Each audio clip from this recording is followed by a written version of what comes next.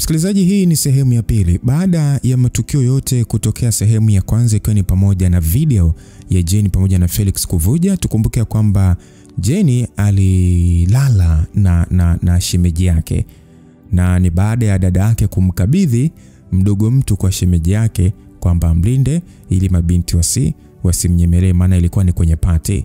Sasa tukumbuke pia dada yake Jane ni mtu ambaye ni mtu sana wa dini, umeona kwa hiyo hata ile mambo ya mipinduko nahisi bado hajaanza kufanya. Umeona sasa Jane ni mpindukaji hodari. Kwa hiyo baada ya kuwa pamoja na Felix akajikuta yupo kwenye hali mbaya, katoa hela kumpatia ili akamletee binti, lakini binti akajikuta amevutiwa sana na kiasi cha pesa kilichotoka, na bahati mbaya akalegeza ikaliwa. Sasa kumbe yule mwingine ambaye ndo alikuwa anampenda Felix aliweza kurekodi video. Mambo yametokea na Felix amekiri kwamba ndio imetokea na anampenda yeye. Sasa itakuwaje?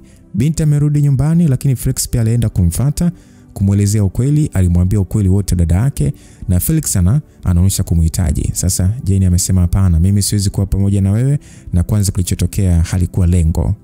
Kwa hiyo binti ile anashuka na rudi ndani, anakutana na mama yake akiwa kwenye sura tofauti. Inaonekana ni wazi kwamba alikuwa ameshaona ile video. Sasa kipi kitakachoendelea? Langu jina ni Lucas Lumbas. Jana nasema kwamba nimeona mama akijifuta machozi na kanga. Nilihisi maumivu makali moyoni, nikashuka chini, nikapiga magoti huku na mimi nalia. Mama akauliza kwamba dada yako yuko wapi? Mama, naomba unisamehe, nimeshindwa kumzuia amondoka. Unajua mimi nilihisi kuna tatizo. Nilikuuliza kuna nini, hukuniambia. Mimi ni mama yenu, ningejua jinsi ya kuzungumza naye. Umemwacha aondoke, hujui wala hata hujali ameenda wapi. Haitakuwaje kama ameenda kujidhuru? Unadhani yeye ana moyo mgumu kama wako? Mama, naomba useme hivyo mama, hata mwenyewe naumia. Kwani unajali wewe? Mama alisema kwa ukali. Kabla hajaendelea, alipokea simu kutoka kwa baba. Walikuwa wanamtafuta Miriam. Baba alimtaarifu kuwa Miriam yuko kwa mama yake. Mama alishusha pumzi, akamshukuru Mungu kwamba Miriam yuko salama. Kisha akanigeukia mimi Mwalifa, akaniambia kwamba sijashangazwa na matendo yako, kwa sababu nilishakusema mpaka nikachoka. Lakini nimeumia sana kwa sababu uliyemuumiza ni dada yako na umemchafua baba yako. Maneno ya mama aliniumiza zaidi. Nailia, nikakimbilia chumbani kwangu. Mama hata hakujisumbua kunifuata. Hakujali hata kama naweza kujidhuru.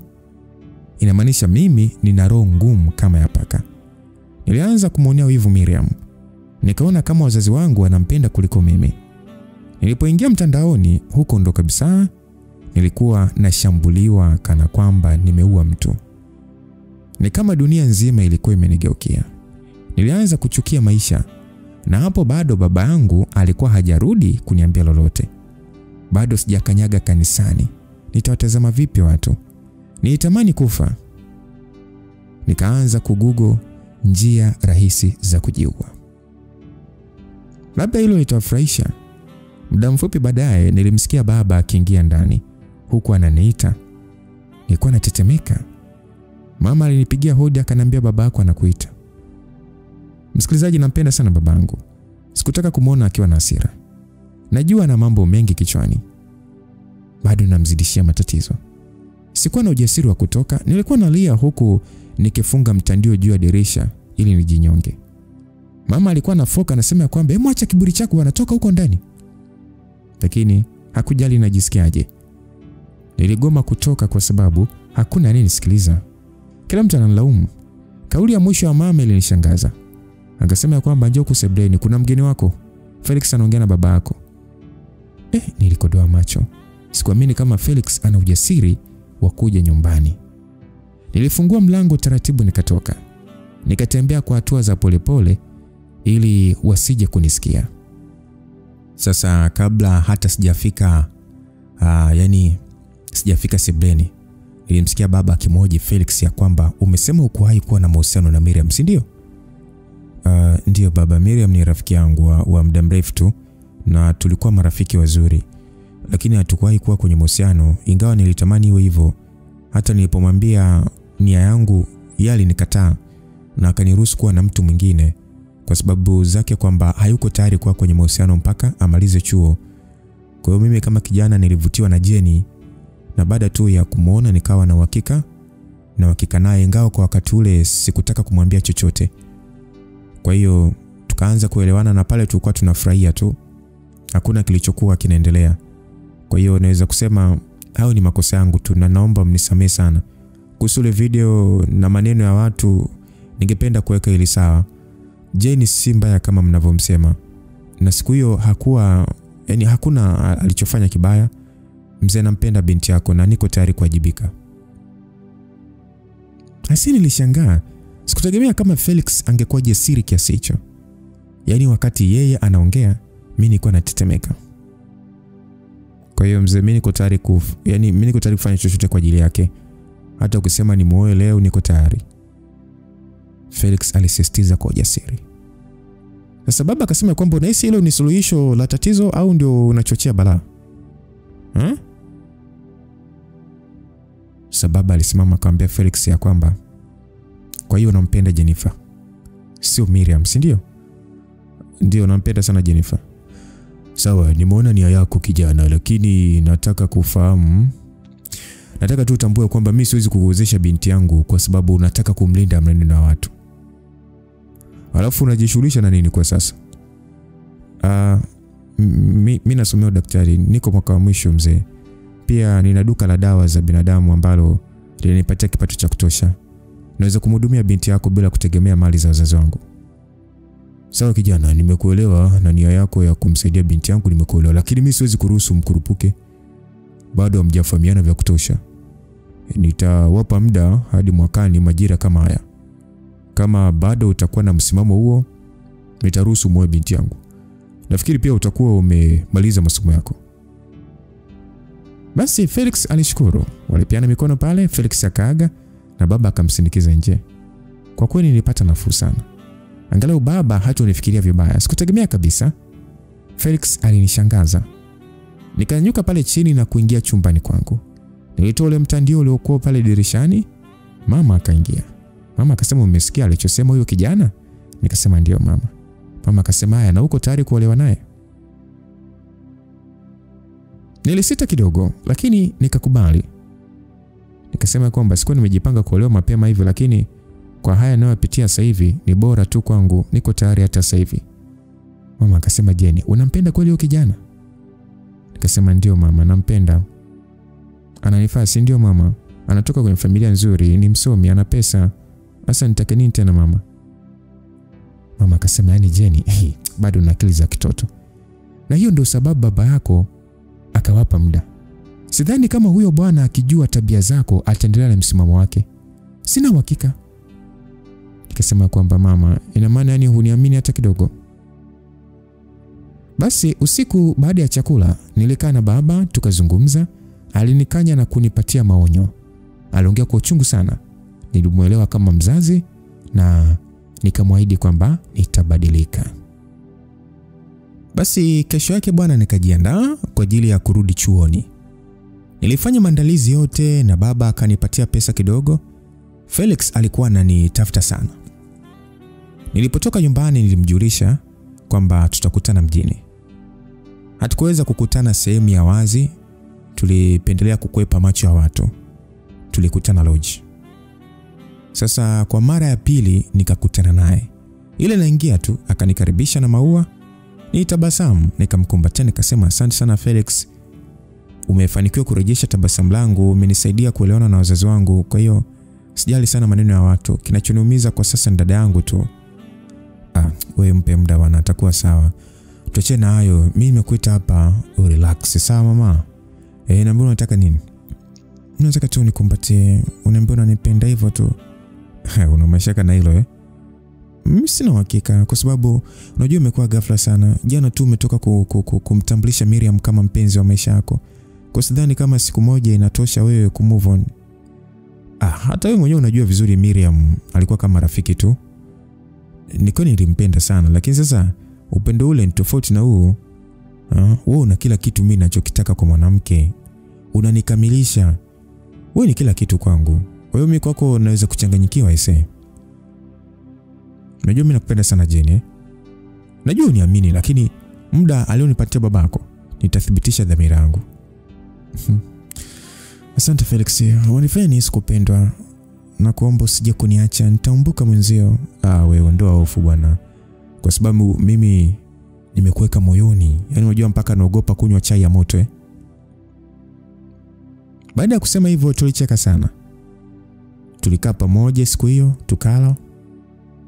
Akanifundisha kucheza game. Nilihisi kupendwa. Na of course nilifurahia sana, ni sana tu. Basi bwana, alinipatia pale ahadi nyingi sana na mimi nilianza kumuelewa. Kesho yake asubuhi alinipeleka mpaka chuoni kwa gari lake. Ni kweli nimemuiba bwana wa dadangu, lakini nilikuwa na furaha sana. Niliporudi chuo maisha yaliendelea. Mwanzo ilikuwa ni ngumu. Kila mtu alininyoshea kidole na kunisema vibaya kutokana na ile skendo, lakini sikujali sana kwa sababu awamu hii niliishi kama malkia tu. Felix alinijali sana. Hata kabla sijamuomba pesa alinitumia. Alinifanya nisiwaze wanaume wengine kabisa. Niliachana nao wote niliokuwa nao. Niliacha uchizi wote na kufuata ushauri wa baba yangu. Maneno mtandaoni yakaisha. Watu wakachana historia yangu. Sasa pamoja na starehe zote, lakini kila siku nilipoamka nilimtumia dadangu ujumbe kuendelea kumuomba radhi. Pamoja na yote nilitamani kupatana naye.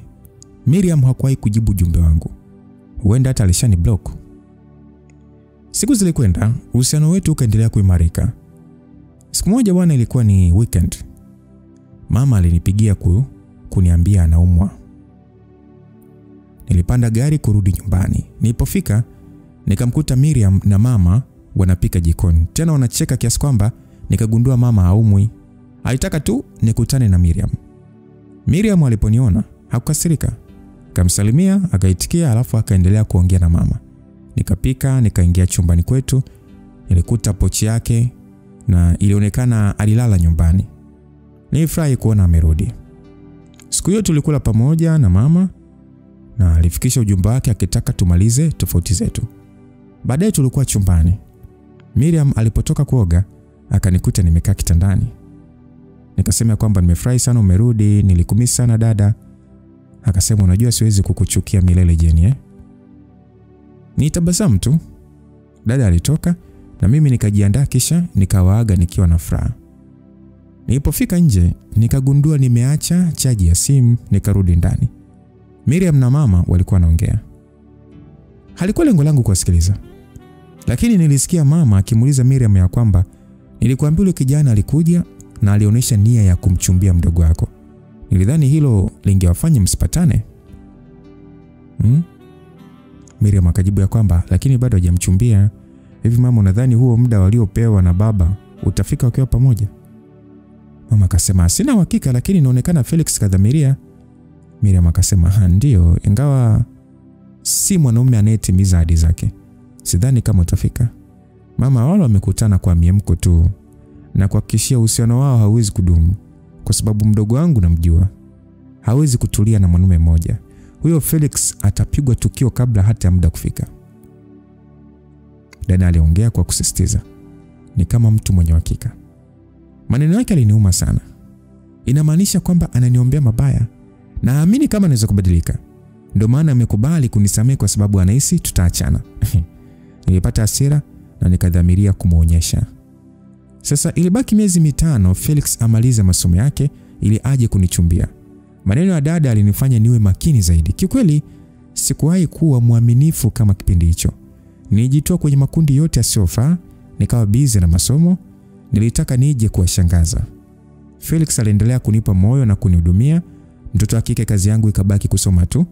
Hatimaye miezi 5 ikaisha na zikabaki siku chache za kujiandaa kurudi nyumbani. Siku niliyoisubiri kwa hamu ikafika. Nikarudi nyumbani. Siku hiyo nilipoonana na baba, aliniuliza kuhusu Felix. Nikamwambia tunaendelea vizuri. Asa mama alinipa taarifa za mkopo aliochukua baba kabla gereji yake haijavamiwa, kwamba imekuwa ngumu kurejesha pesa kwa wakati. Hivyo imeleta wasiwasi wa kupoteza nyumba yetu iliyowekwa kama dhamana. Nilikuwa na mawazo sana siku hiyo. Halafu usiku Felix hakunitumia ujumbe wala kunipigia kama ilivyo kawaida yake. Sasa hali hiyo ilinipatia msongo wa mawazo. Mpaka mama akaniuliza kwamba una shida gani binti yangu? Nikasema mama, kiukweli hapa na wasiwasi, Felix hajanipigia tangu nilipomwambia nimerudi nyumbani. Mama akasema kwani umemkwaza? Nikasema hapana mama, mara ya mwisho tuliongea vizuri tu. Mama akasema haya basi usijali, atakuwa busy tu na mambo ya mahari. Nikasema mama, hivi unaamini atakuja kweli? Mama akasema kama angekuwa ameahirisha asingetuma wazee kuja kuulizia mahari inayotakiwa. Nikasema kweli mama, ina maana walikuja hapa nyumbani? Mama akasema ndio, tena na baba yake alikuwepo. Basi taarifa alizonipatia mama zilinipa utulivu. Hata dada aliyekuwa anasubiri anguko langu niliweza kuongea naye bila kinyongo. Lakini sikumwambia kinachoendelea, maana anaweza kuhisi namtambia. Lakini amani niliyokuwa nayo ilinipa tumaini.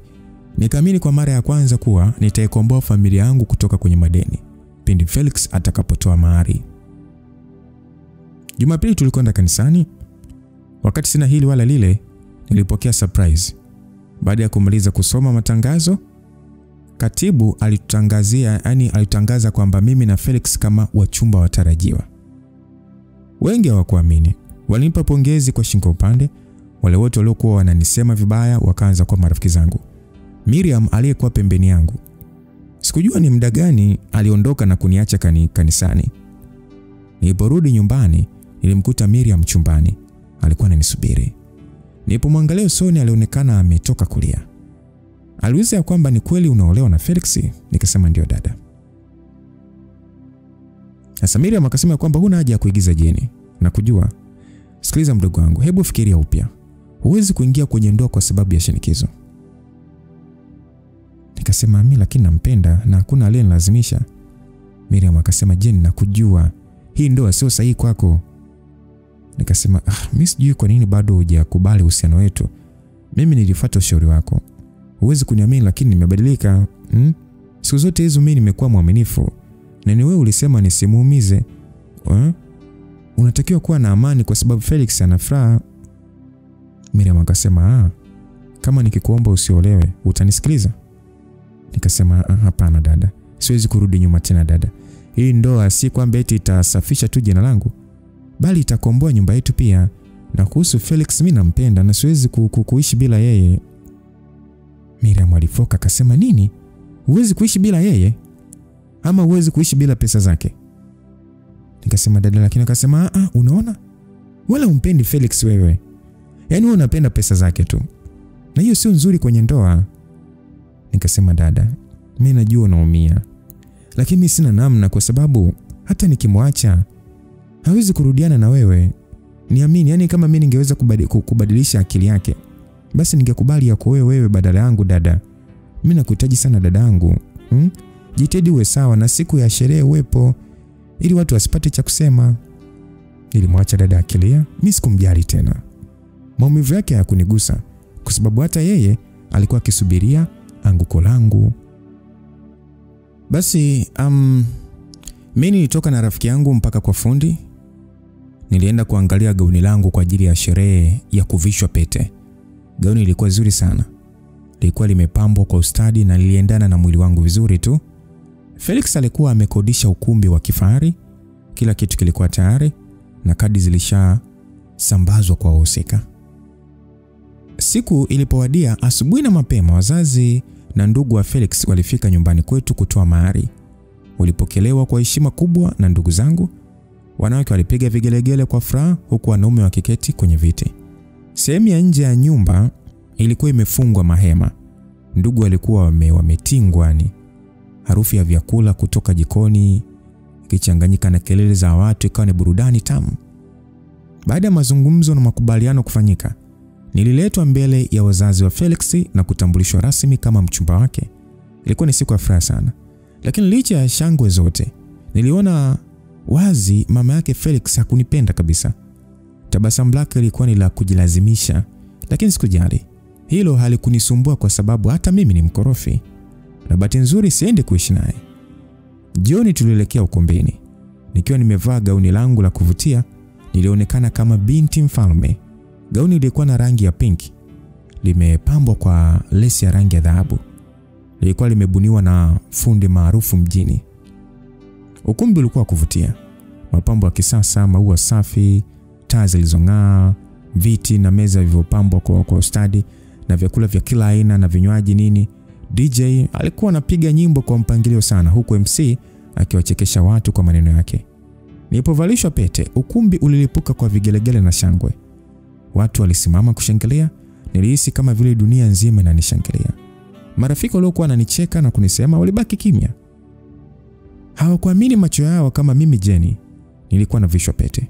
Yule waliyemuita Kaaba leo alikuwa malkia wa usiku huo. Nilitembea kifua mbele kama malkia, nikiinua mkono wangu kila wakati kuonyesha pete. Nilikuwa natamba. Nilicheza kwa madaha, hakika Mungu alikuwa amenipendelea. Japo Miriam alikuwa anaumia, lakini alijitahidi kutabasamu. Aliwahi kurudi nyumbani hata kabla sherehe haijaisha. Hata kwenye picha za mwisho hakuepo. Nilipiga picha za kutosha. Kama pete ingekuwa inaongea, basi ingesema imechoka maonyesho. Hata aliyekuwa hataki kuniangalia alijikuta akiniona. Nilikuwa mwenye furaha sana. Baada ya sherehe, wazazi walikuwa wametingwa na wageni. Nikaenda kuwaaga ili nirudi nyumbani. Wakanikubalia. Nilitoka na kupanda kwenye gari la Felix aliyekuwa ananisubiri kwa hamu. Tulikumbatiana pale, tukapongezana kwamba tumefanya vizuri. Felix aliendesha mpaka nje ya nyumba yetu. Kushuka kwenye gari ilikuwa ni shughuli ngumu. Felix bado alikuwa na hamu na mimi. Kila akiniona alikuwa anataka. Haijalishi tuko wapi. Tukiwa wawili tu, hakuna kingine anachowaza zaidi ya hicho. Nilitumia nguvu sana mpaka akakubali kuniachia. Alitaka kunisindikiza mpaka ndani, lakini nilimzuia. Namjua. Nikamwaga na kushuka. Alinisaidia kushusha begi langu pale la zawadi. Nilitembea kuelekea ndani nikiwa na shauku sana ya kuhesabu pesa nilizotunzwa na kuchapisha picha zangu na Felix kwenye mitandao ya kijamii. Wakati huo yalikuwa ni majira ya saa 5 usiku. Nyumba ilikuwa kimya. Ni kama watu wote niliwaacha ukumbini. Hakuna mtu aliyerudi zaidi yangu. Nilishtuka baada ya kukuta geti halijafungwa. Nilijiuliza kwamba kuna mtu kaja au walisahau kufunga. Basi nilitembea taratibu kuelekea ndani. Nilianza kujutia maamuzi ya kuja mwenyewe, maana nilianza kuogopa. Nilipita getini, nikaanza kusikia sauti ya Miriam akilia. Mwanzo nilidhani ni kilio cha kawaida, labda kwa sababu yangu na Felix, lakini niliposikiliza zaidi nilisikia kama analalamika na kubishana na mtu. Kwamba niache tafadhali, usinifanyie hivyo, nisaidieni jamani, nimewakosea nini? Hasa kwa sauti ya hofu nikaita dada. Nilikimbilia ndani. Hata sikufika mbali, mguu wangu ukategwa na mtu aliye nitokea ghafla kutoka gizani. Nikaanguka chini. Niliponyanyuka nilikuwa tayari nimezungukwa na wanaume watatu waliokuwa wamefunika sura zao kwa socks maalum. Mikononi mwao walikuwa wameshika silaha. Walikuwa majambazi. Mimi ni mwoga sana. Nilitetemeka vibaya mno. Mwili wote ukawa hauna nguvu. Nikaanza kuwaomba huko nalia kwamba naombeni msiniue jamani, mwacheni dada yangu, tutawapa mnachotaka. Basi wakaninyang'anya begi lenye hela pamoja na zawadi pamoja na simu. Pia wakanivua pete. Kwa vitisho vyao na silaha walizobeba, sikuwa na ujasiri wa kuhoji chochote. Walikuwa tayari kutoa roho ya mtu bila huruma. Mmoja wao akaninyanyua kwa nguvu na kuniburuta huku sasa akinielekeza upande wa chumba cha wazazi. Lengo lao lilikuwa ni kuchukua pesa za mahari. Niliwaonyesha sehemu wanapoweka funguo, lakini hazikuwepo. Walipoona hilo walikasirika mno na kuanza kuvunja mlango kwa nguvu. Mwanaume aliyekuwa akiniburuza alinisukumia kwenye chumba ambacho kaka yangu alikuwa analala, ambacho kwa sasa ndicho nilikuwa nakitumia ili kuepuka kumsumbua dada yangu katika maandalizi ya sherehe yangu. Dada yangu alikuwa chumbani kwetu, akilia kwa uchungu sana. Sasa mimi sijui walikuwa wakimfanya nini. Nilitamani kama ningekuwa na uwezo wa kumsaidia. Baada ya kufikishwa chumbani, yule mwanaume alinielekeza kwa ukali ya kwamba vua nguo. Alinitishia. Tena akasema kwamba ukikatana kupiga risasi. Nililia sana kwa hilo tukio. Sasa nilikuwa nimeshakata tamaa. Niliona ni bora nimkubalie kuliko kupoteza maisha. Lakini ndani yangu nilikuwa naogopa sana. Mwanaume yule simjui, sijui kama ana maradhi. Na mbaya zaidi ilikuwa ni siku ya hatari sana. Nadhani mtakuwa umenielewa. Naogopa ujauzito. Sio ujauzito tu, magonjwa. Niliogopa maumivu yasiyoelezeka. Akanishika kwa nguvu na kuanza kunivua nguo kwa fujo. Kabla hajaendeleza zaidi, wanaume wengine wawili wakaingia ghafla. Mmoja akaambia kwamba bro, unafanya nini bana? Huu sio muda wa ujinga bana. Tumebakiza dakika 2 tu tuondoke hapa. Yule mwingine hakuonesha kujali tena. Alisogea na kuanza kunishika kifuani. Akasema kwamba huyu demo anafaa kwa matumizi. Nijaribu kufurukuta lakini akanishika kwa nguvu na kusema kwamba tulia mtoto mzuri, nikupe zawadi yako. Basi mwanaume yule aliyekuwa akinivua hakuacha. Alipanua migongo kwa nguvu. Nikaomba msaada kwa yule aliyekuwa anapinga. Nikasema kwamba tafadhali naomba unisaidie, mtoe huyu juu yangu. Sikutegemea kupata msaada. Lakini ghafla yule jambazi alimfuata mwenzake na kumtoa juu yangu kwa nguvu. Ugomvi mkubwa ukaanza kati yao. Yule aliyekuwa ananitetea alionekana mdogo kwa umbo lakini alipigana kwa ujasiri. Wenzake walimchangia bila huruma. Alipigwa sana lakini aliendelea kuwazuia wasiniguse. Nilivyoona amezidiwa, sasa nilivyokuwa mjinga, nilianza kupiga kelele za kuomba msaada kwa majambazi wenzao. Kwamba msaada jamani, wenzenu wanauana huku. Kabla hawajafika, king'ora cha polisi kilisikika. Nilisikia wakikimbia. Mwenzao aliwaambia wakimbie huku yeye akitoka. Wao wakawa bado wanapigana. Yule aliyetaka kunibaka akampiga ngumi nzito mwenzie. Akamdondosha chini. Kisha akamwambia kwa kejeli ya kwamba nenda kwa wasalimie magerezani, mshenzi wewe, kama usiingilie njia zangu. Kisha akamwacha mwenzake akiwa amejeruhiwa vibaya. Niko natetemeka. Yule kijana aliyenisaidia alijitahidi kuinuka, lakini kabla hajapiga hatua polisi waliingia ndani na kuanza ukaguzi vyumbani. Yule kijana hakuwa na pa kutorokea. Alinitazama. Kupitia macho yake niliona hofu na huruma. Sijui nini kilinijia, lakini nilimhurumia sana. Bila msaada wake ningeweza kubakwa. Nilimchukua na kumficha chini ya uvungu wa kitanda. Sikujua kama ni sahihi, lakini niliona kama njia pekee ya kulipa fadhila. Polisi walipoingia chumbani, waliona matone ya damu sakafuni. Wakauliza kwamba vipi, umeumia? Nikasema hapana, nimechubuka tu kidogo. Nijibu nikidanganya, nitaka waamini kuwa damu ile ni yangu. Waliniomba nitoke nao, lakini nikaomba wanipishe nivae. Walikubali. Nilijikata kidogo mguuni kwa wembe ili kuthibitisha damu ile ni yangu. Kisha nikavaa na kumwambia yule kaka asiwe na wasiwasi, sitamtaja. Basi nilipotoka, baba alinikumbatia kwa nguvu akisema kwamba je, uko salama mwanangu? Vipi, unakufanya nini? Alivyoongea hivyo baba, nilimkumbuka Miriam. Nilikimbilia chumbani kwake ambako nilimkuta na mama. Miriam alikuwa analia kwa uchungu na kitandani kulikuwa kuna damu. Nikasema hoja, dadangu amekuumiza wapi? Nailia kwa uchungu sana. Miriam alinigeukia kwa hasira. Akaniambia kwamba je, niondoka, sitaki kuona. Mimi sikujali, nilisogea alipo huko hofu imetanda. Sasa nikasema kwamba mama, kwa nini tusimpeleke hospitali au Nilishindwa kumalizia. Nilipomtazama Miriam nilijua alibakwa. Na kwa bahati mbaya majambazi walimtoa bikira yake. Machozi yakanitoka kwa uchungu. Nilimwelewa Miriam. Hakutaka mtu ajue. Mama alinisihi niendelee kuwa kimya. Aliendelea kunitupia lawama, akisema kwamba yote ni makosa yako. Umeniangamiza mwenzio, hata lile tumaini langu halipo tena. Ni kama mfu tu, nimepoteza kila kitu. Aliendelea kulalamika kama vile mimi ndo niliwatuma majambazi. Nilitoka kwa hasira na kuelekea chumbani kwangu. Nilifunga mlango na kuelekea pale nilipo mficho yule jambazi, lakini hakuepo. Ametokaje huko ndani? Nilibaki najiuliza tu. Basi maji yakawa yanamwagika bafuni. Nilikwenda haraka nikafungua mlango. Yule kijana alikuwa bafuni anaosha vidonda vyake akiwa bado amevua ile soksi maalum usoni. Nikasema wewe, nani karuhusu ingie huku? Sasa ingekwaje mtu Nilishtuka baada ya macho yangu, yani baada ya macho yetu kugongana. Nilibaki natoa macho. Sura yake sasa. Sikuamini nilichokiona. Yule kaka alikuwa ni mzuri kupita maelezo. Hata kwenye filamu sijawahi kumuona jambazi mzuri namna ile. Mimi najua kama jambazi wote ni sura yani mbovu yani. Sura ngumu. Sijui nimfananishe na nani, hakika kuna watu Mungu aliwapendelea sana. Basi kwa upole nikasema samahani.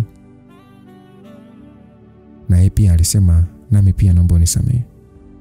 Basi alisimama pale mlangoni kwa sekunde kadhaa akinitazama. Hakuwa mzuri kupita kiasi, ila kuna namna alinivutia. Nataka tuelewane, hakuwa mrembo kama mwanamke. Ni mwanaume ila ni mzuri.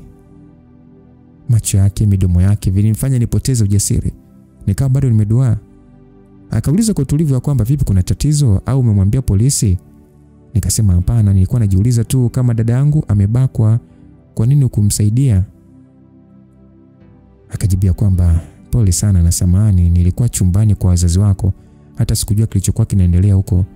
Hata kuja kwako ilikuwa ni kama tu bahati tu. Basi huyo kijana nikamwambia kwamba ni vyema ungeenda kujisalimisha tu, watakamatwa wote nao utapunguziwa adhabu. Akasema hapana, usinifanye hivyo, hata nikijisalimisha hawatapatikana, tayari wameniacha, hawezi kurudi wale. Wana watu wao ndani ya jeshi. Kabla sijatoa siri zao nitakuwa mimi nimeshauawa. Lakini kama ndio njia yako ya kumlipa mtu aliyekusaidia, sawa, mimi nitakwenda kujisalimisha. Alijibu hivyo huku akipiga hatua kuelekea mlangoni. Nilimzuia kwa kumshika mkono. Basi tulitazamana kwa namna tofauti kabisa. Ni kama mikono yetu ilikuwa na shoti. Ghafla mlango ukagongwa, nikaitwa. Nikamtazama machoni, alikuwa anatia huruma kweli kweli. Nilimwambia kwamba niahidi baada ya hapa utaacha kabisa hii kazi. Akapiga magoti na kusema kwamba nakuapia, hii si kazi yangu, ni mara ya kwanza. Mimi ni mwanafunzi wa chuo. Nilishawishika tu kutafuta ada, tafadhali naomba niokoe. Basi nilihisi moyo wangu unadunda kwa uchungu. Nilifanya maamuzi, sikuwa na namna. Huyu mtu aliniokoa. Siwezi kumlipa kwa baya. Kama si yeye huenda ningepata madhara makubwa au hata kupoteza maisha. Nilipofungua mlango, baba alikuwa tayari anataka tuende kituoni. Nikasema kwamba hapana baba, nimeshatoa maelezo aliyotaka. Kituoni mimi sitaenda. Baba akasema sawa Jane, lakini unapaswa kuwasikiliza, njoo kwanza. Basi nilipokwenda walinionyesha mkufu waliouokota chumbani ambako nikokuwa. Nikaulizwa kwamba huu mkufu unaujua? Tumekuta kwenye mazingira tunayoamini mmoja wa watumiwa aliacha. Unaweza kutumika kwenye upelelezi. Nilihisi pressure. Tena pressure kipanda na kushuka. Nilikumbuka mkufu ule. Nilimuona nao yule jambazi aliyeniokoa akiwa nao shingoni wakati walipokuwa wanapigana. Ulionekana ni wa thamani kubwa sana kwake. Sasa mimi nikajibu ya kwamba hapana, huu mkufu ni wa kwangu, nilipewa zawadi. Nijibu kwa sauti ya kujiamini. Askari akauliza kwamba nani alikupatia zawadi kama hii? Askari mmoja aliuliza huku sasa akiushika kwa makini. Nikasema mchumba wangu ambaye ni Felix ndiye alinipatia. Sasa najibu hivyo msikilizaji, bahati mbaya wakati huo Felix aliwasili. Nilishtuka. Itakuwaje endapo wakimuuliza kuhusu mkufu huo na yeye hajui chochote? Nilimkazia macho huku nazuia hofu nilionayo. Nilijaribu kumuonyesha ishara lakini hata hakuelewa. Sasa Felix akauliza kwamba mpenzi uko salama au Shinzo leo hajakufanyia chochote? Aliuliza akiwa na wasiwasi mwingine. Nikasema hapana, niko salama. Sasa askari mmoja alimgeukia Felix akasema kwamba kijana, hii cheni ni wewe ulimpatia huyu binti? Felix alinitazama kwa mshangao. Alafu akasema kwamba kipenzi, kuna tatizo gani kwani? Nikasema kwamba nidhani ni wewe ulinipa, nilikuta kwenye zawadi. Sasa zile zawadi zimeibiwa na hii cheni ikadondoka chumbani nilimokuwa. Sasa Felix akasema ni kweli mimi ndiye nilimpatia kama zawadi. Kuna tatizo kwenye hilo? Askari akasema hakuna tatizo, ila unawezaje kumpatia zawadi ya mkufu wenye picha ya mwanamke mwingine? Swali hilo lilitushangaza wote. Tukatazamana kwa mshangao na mchanganyiko wa hisia. Sijui nilikuwa nawaza nini. Ukweli ni kwamba walikuwa sahihi kuwa na mashaka. Ule mkufu ulionekana kabisa kuwa wa mwanaume na ulikuwa na picha ya mwanamke mrembo. Ni wazi kwamba mwanamke huyo alikuwa mtu muhimu kwa aliyemiliki mkufu huo. Asa Felix alijitetea akasema kwamba ni kweli niliununua mkufu huu kwa mtu. Jane aliupenda sana. Mimi nilikuwa na mpango wa kutoa ile picha na kuweka yake. Nilikuwa nimetingwa tu na kusahau. Felix alijitetea hivyo, ingawa maelezo yake yalikuwa hayajitoshelezi. Kutokana na kuwa ni mtoto wa waziri, hawakumsumbua sana. Wakanipatia ule mkufu, wakaendelea na taratibu nyingine. Sasa baba akaongozana nao kwenda kituoni kwa taarifa zaidi. Felix alinishika mkono na kutoka nje. Akasema kwamba Jenny, kwa nini ulitaka niongee uongo? Nikasema nisamee mpenzi, mimi sikuwa na namna nyingine. Akasema unamaanisha nini? Na maana huu mkufu ni wa nani hasa? Basi nilianza kubabaika pale. Nikajaribu kutunga uongo haraka. Nikasema kwamba ni wa rafiki yangu alinipatia. Akasema hebu acha kunidanganya Jenny. Kuna mtu unaomlinda, si ndio? Ni mwanamume wako mwingine, si ndio? Nikasema Felix, unaongea nini? Mimi sina mtu mwingine mimi. Akasema sasa kwa nini sasa unamlinda? Ni nani huyo? Nikasema kipenzi, tayari nina wakati mgumu tafadhali. Akasema wewe, siwezi kuendelea kukutetea kama huniamini, umesikia? Unataka nikwambie kweli? Nikasema hapana, nitakwambia kila kitu. Akasema haya. Niambie sasa. Nini kinaendelea? Nikasema mkufu ni wa mmoja wa... Kabla sijamaliza kuzungumza, Felix alinitazama kwa mshtuko mkubwa. Akasema kwamba unataka kuniambia ni wa mhalifu. Sasa kwa nini unamlinda? Nikasema hapana, nisikilize mpenzi. Naomba nisikilize tu, naomba nielewe. Akasema nakusikiliza. Lakini baada ya hapo tunaupeleka kituoni uwe ushahidi. Nikasema hapana Felix, tafadhali naomba unisikilize kwanza. Basi alivuta pumzi ndefu akasema sawa, nimetulia. Niambie, kwa nini unamlinda? Nikasema Felix, ilibakia kidogo tu anibake. Nilikuwa nimeshikwa na hofu, walikuwa na silaha, walitaka kuniua. Kama sio huyo kijana mwenye mkufu, mimi nisingepona. Alijitolea kunitetea, alipigwa lakini hakunikatia tamaa. Ni kweli ni mhalifu, lakini sasa ameokoa maisha yangu na ndoa yetu. Kama ningebakwa na kupata magonjwa, huenda usingenioa tena Felix. Sina cha kulipa zaidi ya hiki, kumnusuru tu kwenye matatizo. Felix alinitazama kwa macho huruma. Alinikagua kwa makini kama nimeumia vile. Akasema kwamba hawakukufanyia kitu, si ndio? Nikasema hapana, hawakuweza. Felix, kama kweli unanipenda tafadhali nyamaza kuhusu mkufu. Kama atakamatwa kwa kosa hilo, sitajisamehe. Felix akasema Jenny, huwezi kumwamini mhalifu kirahisi. Hiyo sio njia ya kumsaidia. Hata kama amekuokoa, bado anaweza kukuaibia wengine. Akasema hapana kabisa, na ameniahidi hatafanya tena. Afistoshe, hii ndio mara yake ya kwanza. Ni kijana mdogo tu, alijikuta anafanya hivyo kwa sababu ya ugumu wa maisha. Ila wewe, kwa hiyo wewe umejuaje utayo? Na unajua alipo? Hapana, waliondoka pamoja. Aliniambia alipokuwa akiondoka alikuwa ameumia. Tafadhali naomba unielewe, sidhani kama ungenioa kama wale wanaume wangenibaka. Usijali mpenzi, mimi nisingekuacha. Lakini bado mimi sidhani kama ni sahihi kumficha mhalifu, Unajua kupitia mkufu huo wanaweza kuwakamata wote. Baba yako ana hasira sana. Ingawa leo hawajachukua hawajachukua kitu cha thamani, lakini anaamini hao ndio waliovamia gereji yake. Nafahamu, lakini sasa wataishia kumkamata yeye tu. Wenzake watamwacha na kwenda nje ya nchi. Jenny, unajua unazidi kunichanganya. Hivyo kwani umejuaje yote? Mimi nimejua kwa sababu hata mimi nilitaka kusema kila kitu lakini moyo ukanizuia. Sawa, kwa sababu nakupenda nitanyamaza, lakini unajua tunafanya ujinga sana. Hapana mpenzi, mimi siwezi kujutia kumsaidia mtu aliyenisaidia kulinda penzi letu. Mimi sipati picha kama wale wanaume wangenifanyia ubaya. Hivi, unaonaje nikupeleke sehemu nzuri ukapumzike?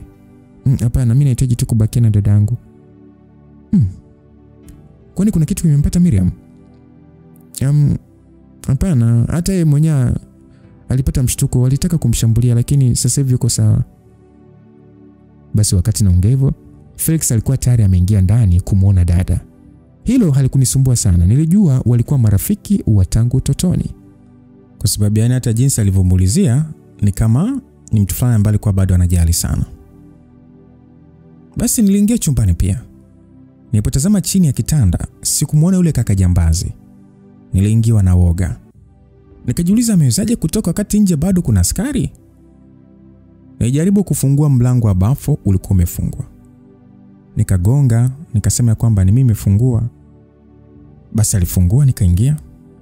Ile kuingia nikamuuliza kwamba hivi unafanya nini? Unataka tukamate wote, si ndio?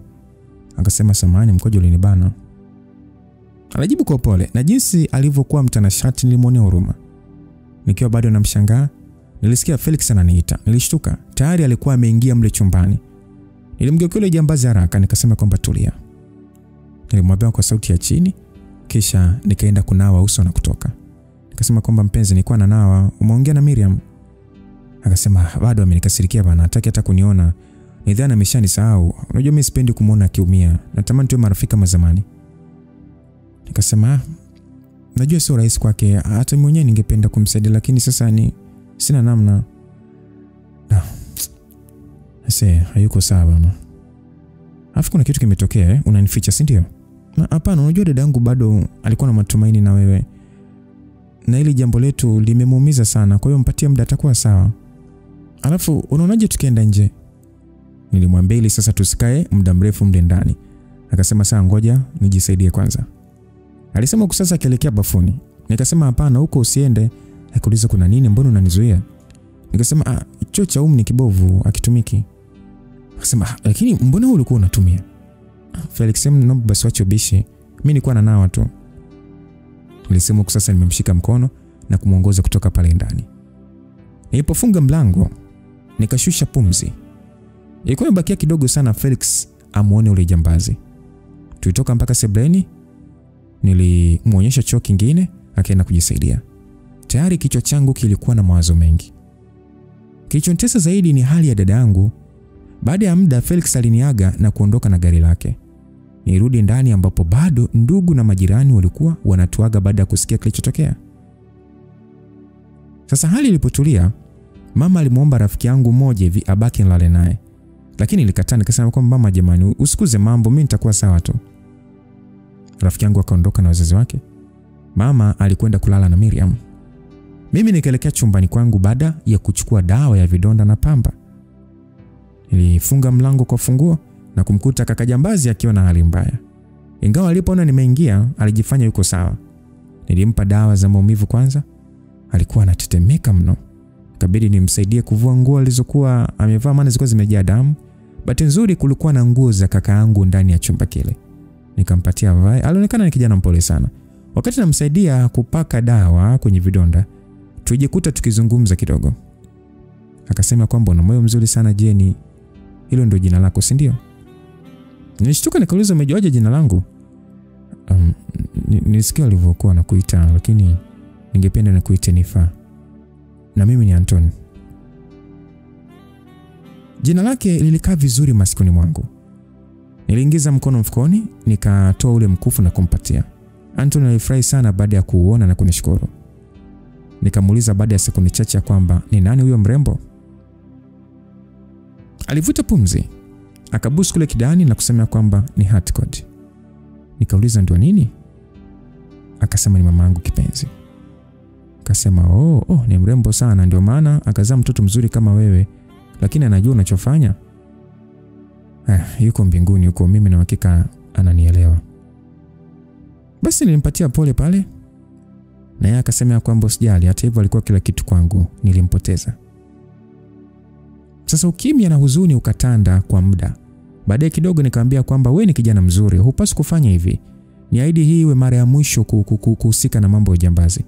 Ukikiuka tu sitaweza tena kukulinda. Alinitazama kwa upole na kusema kwamba nakuahidi Nifa, kwa jina la mama yangu sitarudia tena. Nitatafuta njia nyingine tu kupata kipato ambayo ni halali. Basi alipovaa mkufu wake, nikatabasamu na kumwambia kwa utani ya kwamba sijawahi kukutana na mwanaume mzuri kama wewe. Wewe ni mzuri kiasi kwamba unaweza kuwatoza watu hela ili waje kukutazama tu. Ukitoa ofa ya busu, utapiga hela nyingi sana, niamini mimi. Basi alicheka. Nizidi kumtania nikasema ya kwamba una kifua kizuri, macho, midomo, wewe ni ndoto ya wanawake, tena wanawake wengi sana.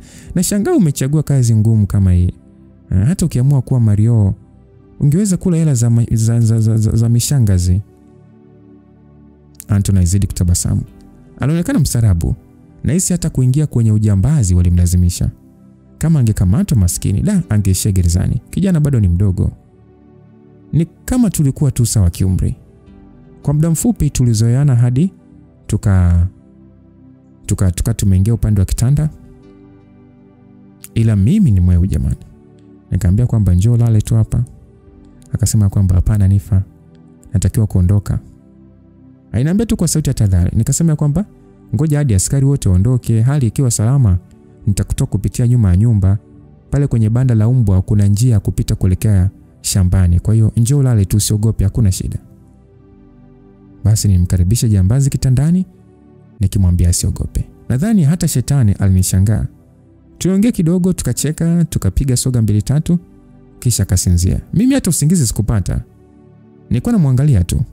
Nilimtazama kwa makini, nikatamani hata kushika midomo yake. Basi nijisemea kwa sauti ndogo ya kwamba Tony, kama sitakwambia leo, huenda tusionane tena. Natamani kama ningekutana na wewe kwa namna tofauti. Kabla sijachumbiwa, nisingekubali kukupoteza. Nijisemea kwa sauti ndogo huku nikipapasa nywele zake kwa upole. Nina uhakika hakunisikia. Anthony alinivutia sana. Alikuwa na kila sifa mwanaume ninayemtaka. Kifua, sura, jinsi alivyo. Amekuwa jasiri aache asiri. Nilishamtamani. Nilitamani nimuombe namba yake ili hata nikisikia tu sauti yake nijisikie vizuri. Lakini niliogopa. Sikutaka aone mimi ni kahaba. Nikalala pembeni yake kimya. Basi nilipitiwa na usingizi. Ilipofika asubuhi, macho yangu yakaanza kufumbuka bwana. Nikamuona mama akifungua pazia la dirisha na mwanga ukaingia ndani. Ghafla nikakumbuka kuwa sikulala peke yangu na mama tayari yupo chumbani. Nilishtuka. Nikatupia macho upande mwingine wa kitanda. Nilikuwa peke yangu. Nikakimbilia kutazama mlango wa bafuni. Nikajipa matumaini kuwa Anthony yumo humo. Lakini kawaza inawezekanaje mama ingie ndani ili hali nilifunga mlango. Sasa mama akanisalimia pale umamkaje, nikasema salama mama. Sasa nikamjibu nikijaribu kuficha hofu yangu. Akaniambia kwamba vipi, uko sawa? Nikasema ndio mama. Basi mama alidhani bado na hofu ya tukio la kuvamiwa usiku. Kumbe mimi namuwaza mhalifu wangu aliyenivutia. Mama akasema kwamba ukimaliza kuoga njoo unywe chai. Nikasema sawa mama. Basi alipotoka tu nilikimbilia bafuni kumwangalia Anthony. Hakuepo. Hofu kaniingia zaidi. Nikainama kuangalia hadi chini ya uvungu, nako hakuepo. Nilihisi kuchanganyikiwa. Nikajiuliza aliwezaje kutoka au amekamatwa? Kama ni hivyo mama angeniambia. Basi nijipa jibu la kutuliza moyo. Labda aliondoka usiku. Nilikuwa mjinga, sijui nilitaka akae mpaka lini. Nilioga haraka nikatoka hadi sebuleni. Mama alikuwa amenitengenezea chai. Wakati huo alikuwa ameenda kumhudumia Miriam ambaye bado alikuwa amegoma kutoka chumbani kwake. Hata chai sikuweza kunywa. Niliamua kumfuata mama. Sasa nilipokaribia chumbani nilimsikia akimbembeza Miriam akisema kwamba mwanangu, unaniogopesha, hebu jitahidi basi angalau ule. Miriam anasema kwa nini bado naishi mama? Dunia si salama kwangu. Sina sababu za kuendelea kuishi mama. Naomba tu niache nife. Hakuna zuri hata moja kwangu, niambie mama. Nastahili kwa yote haya kweli? Mama anasema hapana mwanangu, usiseme hivyo. Haustahili kabisa, haya ni mapito tu. Wewe ni msomi, mrembo, una akili na huu sio mwisho wa maisha. Sahau kuhusu huyo Felix. Utampata mwanaume bora kuliko yeye, usijikatie tamaa. Miriam anasema mama, wewe ni shahidi yangu. Siku zote nimekuwa mtoto mwenye adabu. Wengine waliniona mjinga kwa kujitunza, lakini angalia sasa nimepoteza kila kitu. Nimebakwa na wauni. Na mwanaume niliyempenda anakwenda kumuoa mdogo wangu, niambie mama. Kwa hali hii mama, kwa nini niendelee kuishi? Kiukweli maneno yake yaliniumiza sana. Alikuwa amekata tamaa kabisa. Nirudi chumbani kwangu nikiwa sasa nimevunjika moyo. Nitawezaje kuishi maisha ya ndoa kwa furaha huku dada yangu anateseka namna hii? Nijifunika mto usoni na kulia sana. Nilimwomba Mungu anipe msaada. Je, niairishe ndoa? Ikiwa hivyo, mahari italazimika kurudishwa na nyumba yetu itapigwa mnada. Na hata kama nikiamua hivyo, sidhani kama Felix ataweza kumuoa dada yangu, haiwezekani. Wakati bado nikiwaza, niliona karatasi ndogo iliyokuwa chini ya mto. Nikaichukua na kuifungua. Maandishi yaliyokuwa kwenye karatasi yaliandikwa kwamba Dear Nifa, asante kwa kunisaidia, hata mimi natamani kama tungekutana sehemu tofauti. Wewe ni mrembo sana, ni ndoto ya kila mwanaume, una roho nzuri mno. Na kama tungekutana kwenye mazingira tofauti, ningekuomba nafasi ya kukupenda, lakini tayari una mchumba. Ana bahati sana kuwa na wewe. Na kutakia maisha mema. By Anthony. Nilikuwa nasoma huku na tabasamu. Yalikuwa ni maneno mazito sana, hadi machozi yakanitoka. Niligeuza ile karatasi nikidhani nitapata chochote, lakini hakuacha hata namba zake za simu. Niliumia mno. Na kwa mujibu wake ni kwamba hawatabaki nchini. Ina maana hakuna sehemu ningeweza kumuona tena. Nililia utadhani nimefiwa. Siku yangu bwana ilikuwa ni mbaya. Sikuwahi kumpoteza mtu nikaumia namna ile. Sikuwahi kuwa na uhakika wa kupenda kama vile. Ni kama aliondoka na moyo wangu. Siku zilikwenda, Anthony hakuondoka kwenye akili yangu. Kila nikimkumbuka, nasoma ujumbe alioniachia. Nilipiga picha ile ujumbe na kuhifadhi kile karatasi. Hata mwandiko wake ulinifanya nihisi upendo. Nilikutana naye siku moja tu na kukaa naye kwa masaa machache, lakini ameuteka moyo wangu. Amekuwa kama ufunguo wa moyo wangu. Sijawahi kuhisi kumpenda mtu namna ile. Nuru ilipotea. Felix alijitahidi sana kunitoa out, kununulia pete nyingine ya gharama, lakini zilikuwa siku ngumu sana. Baada ya wiki, nilikaa vizuri na kuanza kuzoea. Sikuangalia tena ule ujumbe wake. Nilikuwa nimekata tamaa ya kumuona tena. Kwa sababu kama angetaka kuniona, angenipata. Lakini niligundua niliyependa ni mimi. Nateseka peke yangu. Kijana wa watu atakuwa nchi za nje. Maisha yake yanaendelea. Basi likizo iliisha. Nikatakiwa kurudi chuoni.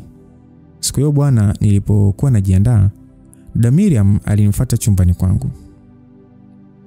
Alinitazama tu kwa kutabasamu tu. Akanikumbatia akasema kwamba nisamee mdogo wangu. Nilikuwa kwenye kipindi kigumu sana, lakini mama na watumishi waliniombea na kunishauri. Wamenifanya nikubali kuwa nimempoteza na maisha lazima endelee. Sisi ni ndugu, hatupaswi kutenganishwa na mwanaume. Nimeachilia na kukupa baraka zangu kwa sababu umenifanya nikaamini mtu anaweza kubadilika. Una bahati sana kumpata Felix na kutakia maisha mema.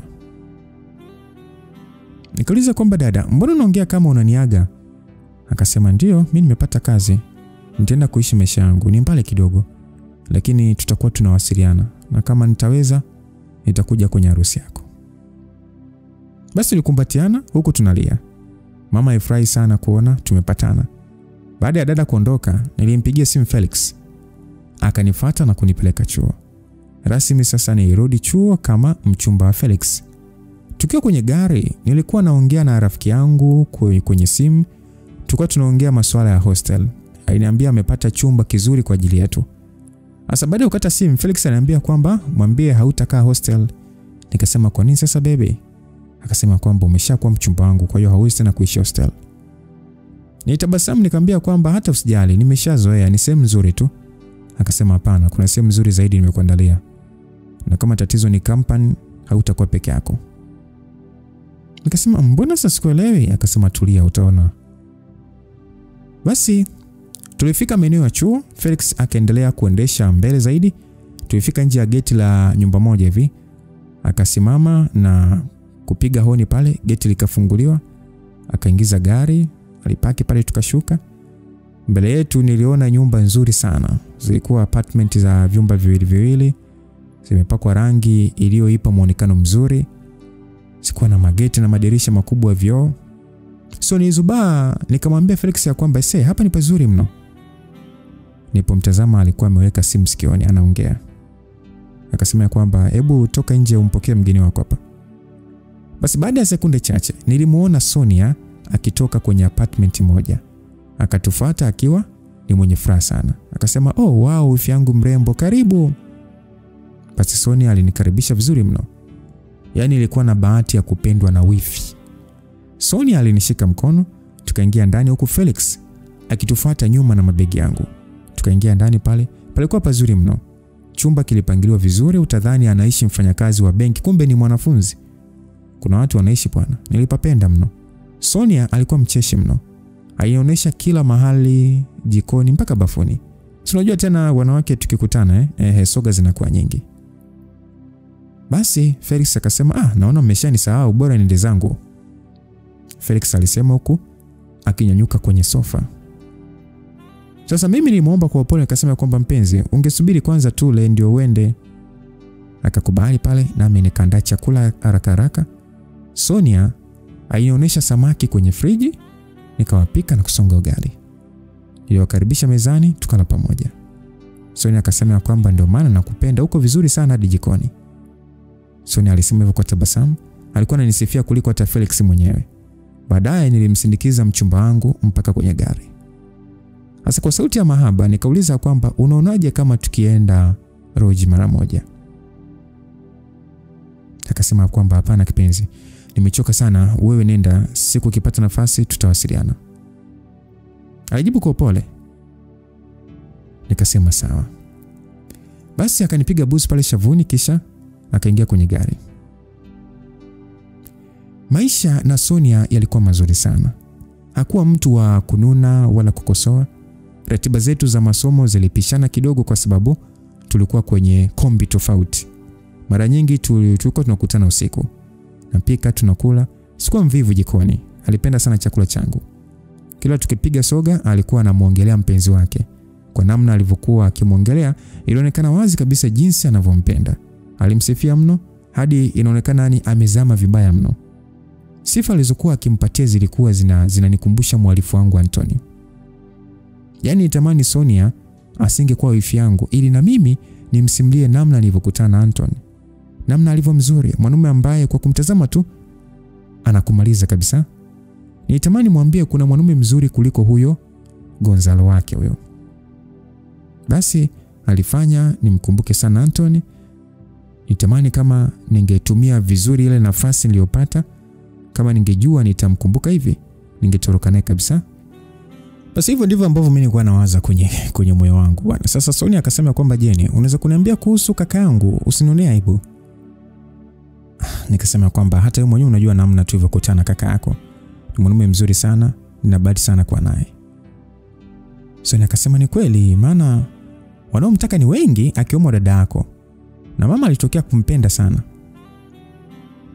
Nikasema kweli nililiona hilo na siwezi kujilinganisha na dada yangu. Siku zote yeye alionekana binti mwema sana kanisani, tofauti na mimi.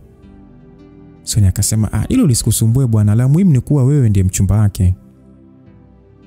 Basi Sonia alichukua simu yake ili anionyeshe picha zake akiwa na Gonzalo. Nilipotazama zile picha nilishtuka sana. Nilimkazia macho Gonzalo kwenye hizo picha. Lakini cha kushangaza zote alikuwa ni ama ameinama au anaangalia pembeni hivi. Sikuweza kuiona sura yake vizuri. Hata hivyo nilichogundua kupitia muonekano wake ni kwamba Gonzalo ni mjanja na sikudhani kama alikuwa anampenda Sonia kama alivyodai. Na kila akimpigia simu mazungumzo hayo hayakuwa ya kimahaba sana. Mara nyingi walikuwa wanazungumzia biashara tu. Siku moja Sonia alinishirikisha kuhusu biashara anayotaka kufanya. Si unajua tena watoto wakishua na wenyewe wana ndoto kubwa za kuwekeza.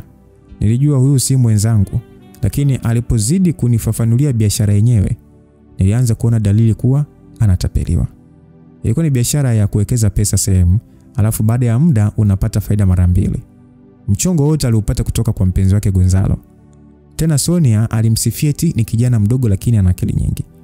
Sasa kilichonishtua zaidi ni namna Gonzalo alivyokuwa akimuhimiza Sonia aombe pesa nyingi kwa wazazi wake bila hata kumwambia ni biashara gani anataka kufanya. Sasa Sonia akaanza kuwasumbua wazazi wake, akiwaambia eti anadaiwa, mara gari lake limeharibika. Alifanya kila njia ili tu apate pesa aliyokuwa akiambiwa na Gonzalo. Siku moja aliomba nimsindikize sehemu fulani hivi kuweka bondi gari lake ili akopeshwe pesa. Eti pesa alionayo haitoshi.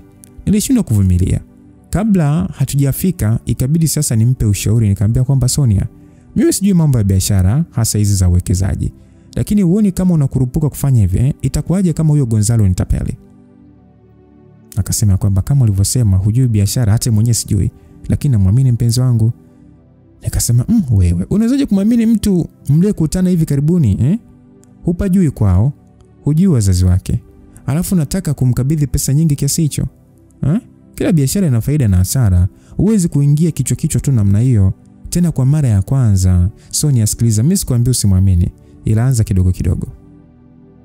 Sonia akasema umesema ukweli, itabidi niongee na Gonzalo aulize kama watapokea pesa nilizopata. Nikasema kama umenielewa basi twende sasa turudi. Akasema ngoja kwanza nimuulize. Basi Sonia alisema huku akimpigia simu Gonzalo. Nikasema kwamba mwambie muonane uso kwa uso, utamueleza hilo mkionana na kuhakikishia hawezi kukataa hiyo pesa. Basi alimpigia simu na kwa namna Sonia alivyokuwa anamuomba kwa unyenyekevu, nilitamani kucheka. Alipokata simu, aligeuka kuniangalia. Akasema kwamba Jeni, wewe ni mkorofi sana. Sasa unacheka nini? Nikasema usikasirike, ni ila tu unamnyenyekea sana. Hivi huoni kama atakuona mjinga na kukuchezea anavyotaka? Sonia akasema nampenda bwana. Nikasema sawa, ila jitahidi usimuonyeshe udhaifu wako kiasi hicho. Yaani pesa zako zote umkabidhi, alafu bado umnyenyekee hivyo, Huenda yeye hana hata nusu ya hizo pesa. Sonia akasema usiseme hivyo bwana, Gonzalo ana akili sana. Nikikaa naye tu najiona bilionea ajaye. Nikasema ndio matapeli walivyo. Nitamani kumwambia hivyo lakini nikasita. Nikaisha tu kumsanifu nikasema waacha wewe. Sonia ni mtoto wa kitajiri, hajawahi kukutana na matapeli. Ngoja tu nimwache. Siku atakayoulizwa nitakuepo kumbembeleza. Nadhani siku hiyo ataniheshimu kweli kweli. Basi aligeuza gari lakini hatukwenda nyumbani. Badala yake tulienda saluni kwa sababu walikubaliana na mpenzi wake waonane baadaye usiku. Sasa mimi sikuwa na mpango wa kutengeneza nywele, lakini Sonia alinilazimisha mpaka na mimi sasa nikasukwa mtindo mwingine kabisa. Saluni ilikuwa ni ya hadhi ya juu, tulihudumiwa kama malkia, tulitengenezwa nywele vizuri, kucha na scrub nini. Tulipotoka tulikuwa tumependeza sana. Sasa tulipofika nyumbani, Sonia alianza kuchagua nguo. Kikweli nilitamani sana kumuona huyo mwanaume aliyemchizisha kiasi hicho. Nilimchagulia gauni lilomkaa vizuri lakini bado hakujiamini. Akasema kwamba Jeni, unajua nahofia nitakavyoonekana mbele yake jamani. Pesa tuliyokubaliana sio hiyo. Hivi hata naelewaje nikimpatia nusu? Si ataona kama na babaisha au sina malengo. Nikasema kwamba Sonia, vuta pumzi alafu shusha. Sikiliza Sonia, pesa unayompatia ni nyingi, hawezi kukataa. Si ulisema kwamba ana pesa na hajawahi hujawahi kumuomba sasa leo muombe akuongezee. Kama anakupenda atakuongezea.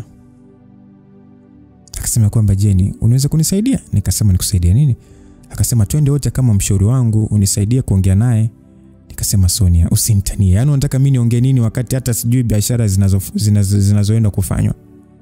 Akasema Jeni, wewe ni jasiri na itakuwa tofauti ukiongea naye kwa sababu wewe si mpenzi wake. Nikasema sawa. Basi nilisema hivyo baada ya kushusha pumzi ndefu. Nijiandaa, tukatoka. Mimi nilivaa kawaida tu, suruali nyeusi na t-shirt ya blue bahari. Nilifanya makusudi nisije nikamfunika mwenye mpenzi wake, maana Sonia alikuwa mzuri, lakini hakunifikia. Basi tulienda kukutana Gonzalo na tulitangulia kufika hotelini. Tukaagiza vinywaji kumsubiri. Kila dakika Sonia alikuwa anajitazama na kujiweka vizuri. Tulikaa pale zaidi ya nusu saa, Gonzalo hajatokea. Sonia akampigia simu. Alisema ya kwamba alikuwa ametingwa, angefika muda si mrefu. Basi tuliendelea kumsubiri huku tukiendelea kuagiza vinywaji. Nilimwaga Sonia nikaenda kujisaidia. Wakati narudi, nilipotazama kwenye meza yetu hivi, nilimuona Sonia na mwanaume mmoja hivi. Niliamini atakuwa Gonzalo ambaye ndo mpenzi wake. Nisogea taratibu pale. Wakati huo sasa Sonia alikuwa anaongea na mhudumu. Nilipita moja kwa moja hadi kwa yule mwanaume, nikamuelekea sasa nimsalimie. Nikimpatia mkono nikasema habari yako. Akapandisha uso wake, tukatazamana. Kidogo nizimie kwa mshtuko. Alikuwa ni Anthony. Sasa Anthony akaniuliza kwamba Simon dada, tunafahamiana? Aliongea hivyo bila tupepesa macho. Nikasema kwanza hata nilikosa neno la kuongea. Sonia akasema kwamba mpenzi, huyu ni wifi yangu anaitwa Jeni. Akageuka kuniangalia. Sonia akasema kwamba Jeni, huyu ndo Gonzalo ambaye ni mpenzi wangu. Nilimkubalia tu lakini bado nilikuwa na wasiwasi. Sikutaka kuamini kama watu wanaweza kufanana kiasi kile. Nikajisemea kimoyomoyo kwamba haiwezekani, huyu ni Anthony huyu. Basi Gonzalo hakuonyesha dalili za kunifahamu. Alikuwa ametingwa na Sonia. Mpaka nikahisi huenda kweli nimemfananisha. Sikutaka Sonia agundue chochote. Nikaagiza kinywaji kikali pale nikanywa. Nilidhani kitanisaidia kuwa sawa, lakini badala yake nikazidi kuchanganyikiwa. Namna walivyokuwa wanashikana na kupigana mabusu pale nilikuwa naumia sana. Yaani kama nasalitiwa vile. Baada ya muda Gonzalo alinyanyuka kuelekea msalani. Dakika chache baadaye na mimi nikanyanyuka. Sasa nikasema kwamba Sonia, nahisi kichwa kinaniuma. Ngoja mimi nitangulie nyumbani. Sonia akasema, jamani Jeni, subiri basi tuondoke wote. Nikasema hapana, wewe baki tu na mpenzi wako. Usijali kuhusu mimi. Mimi nitachukua boda. Akasema sawa, lakini kwa makini. Basi nitembea kuelekea lango la kutokea. Nilipotaka kuita usafiri nikasita. Nirudi sio mezani, bali msalani aliko Gonzalo. Nilihitaji kujihakikishia, sikutaka kubaki na wasiwasi. Bila woga niliingia kwenye maliwato ya wanaume. Mwanaume mmoja alikuwa anatoka, akaniambia kwamba dada, umekosea. Mimi sikumsikiliza, aliniona kama nimechanganyikiwa akaniacha. Nilipoingia nikakutana Gonzalo ana kwa ana, alishtuka sana. Nikasema haiwezekani, wewe ni Anton. Watu hawezi kufanana kiasi hiki. Akasema kwamba umeelewa sana, twende. Nikasema hapana, naelewa kila kitu. Wewe ndio Anton, hebu acha kunidanganya. Tafadhali naomba niambie kweli. Niko peke yangu na naahidi mimi sitomwambia Sonia. Akajibu ya kwamba sijui hata umenifananisha na nani, lakini mimi nesi haupo sawa, utakuwa umenifananisha. Nikasema hapana, ni wewe. Nilisema sasa nikihisi kichefuchefu. Nilihitaji kutapika. Nilipojaribu kupiga hatua kuelekea chooni, Gonzalo alikuja haraka kunishika na kunisaidia kunifikisha kwenye sinki. Nilijikuta natapika karibu nusu ya nilivyokuwa nimekunywa. Gonzalo alionekana kunijali, alinisafisha pale uso kwa maji kwa upendo. Akauliza kwamba Nifa uko sawa? Aliuliza kwa sauti ya huruma, akijisahau na kuniita kwa jina ambalo ni yeye tu aliwahi kuniita hivyo. Mwili wangu ulisisimka. Sikumuonyesha kama nimeshtuka, lakini nilihisi kuvuja jasho. Nijikakamua kusimama vyema. Tulikuwa tumekaribiana sana. Nilifanya jambo ambalo hakulitarajia, au labda ni pombe ilinipa ujasiri, sijui. Nilivuta shati lake kwa nguvu. Vifungo vikatoka na mara ile cheni yenye kidani cha picha ya mama yake ikaonekana. Nilianza kumpiga ngumi za kifua huku nikilia nikisema, ni wewe, kwa nini ulikuwa unakataa? Ni wewe, nilikumisi sana. Sijui nimuite Anton au Gonzalo, lakini bwana ngoja nimuite tu jina ambalo mimi nalijua, Anton. Basi nilikuwa na hakika ni yeye. Akanikumbatia kwa upole huku akinibembeza, akasema kwamba Nifa, umelewa sana, lakini tafadhali usimwambie Sonia kama unanijua. Nikasema sawa, lakini sasa mimi nitakaa kimya kwa sharti moja tu, nataka unikumbatie, unibusu. Hivyo ndivyo nilivyokuwa natamani kufanya siku ile, lakini nikaisha kujilaumu tu. Basi Anton alinibananisha ukutani, akanibusu shavuni, kisha akanikumbatia kwa nguvu. Nilijilaza kwenye kifua chake. Nikavuta harufu yake nzuri, nijisikia raha sana. Dakika nilizomuomba zilikuwa chache mno. Ghafla Anton alinitoa kifuani. Akachungulia mlangoni na kunitoa nje. Akanisogeza pale kwenye gari, yani taksi. Maana aliniitia taksi. Akamlipa dereva pale na kumpa maelekezo. Akaacha niende peke yangu huku sasa yeye akirudi kwa Sonia. Kweli pombe sio chai. Njiani nilikuwa namsimulia dereva jinsi nilivyompenda Anton. Yaani madereva wa taksi na bodaboda wapewe ulinzi. Wanajua siri zetu nyingi kuliko hata marafiki zetu. Kwa jinsi nilivyokuwa naongea. Yaani siku nikikutana tena, yaani labda tukikutana tena huyu dereva nikiwa timamu, anaweza siamini kama ni mimi yule. Dereva alinipeleka hadi ninapoishi, akanisaidia kuingia ndani. Sasa kitandani niliona kama kitanda kipo mbali mno. Nikalala tu sakafuni karibu na mlango wa bafu. Kweli pombe haijawahi kumpendeza mwanamke. Asubuhi ya saa 2 Sonia alinipata pale chini, alinikuta pale chini. Akasema kwamba Jane, hebu nenda kaoge, una kipindi saa 3 ujue. Nikasema sawa. Nilijibu sasa nikijitahidi kunyanyuka. Kichwa kilikuwa kinaniuma kupita maelezo. Sonia akaniuliza kwamba ni sijui ulipatwa na nini jana, ulilewa sana unajua. Sonia alisema hivyo huku sasa akinipatia dawa za maumivu na chupa ya maji. Nijaribu kukumbuka matukio ya jana hadi nikaanza kutetemeka. Nikamuuliza kwamba kuna kitu cha kijinga nilifanya. Sonia akasema hapana, ila sikupenda. Siku nyingine ukitoka na mimi tafadhali usinywe pombe. Sonia alisema hivyo huku sasa akichukua mkoba wake tayari kuondoka. Nilimfuata nikasema kwamba nisamehe rafiki yangu, haitajirudia tena. Akasema kwamba unajua unachopaswa kufanya ili nikusamehe, lakini kwanza nenda kaoge, unanuka. Alisema hivyo kwa kitoka. Nilitabasamu tu. Namna kupata msamaha wake ilikuwa ni rahisi sana. Nilifungua friji, nikatoa nyama ya kuku iliyoganda, nikaweka kwenye maji ya yuke ili nimpikie pilau analolipenda sana. Nilienda kuoga. Kilichonishtua ni kitanda. Kilikuwa vile vile tulivyokiacha jana. Ilimfikirisha sana kwamba ina maana Sonia hakulala hapa, amerudi asubuhi. Yaani usiku kucha alikuwa na Anton wamelala pamoja. Nilichanganyikiwa kwa sababu nilikuwa na uhakika kama angekuwa amelala hapo asingekiacha vile. Sonia hajui hata kupiga deki.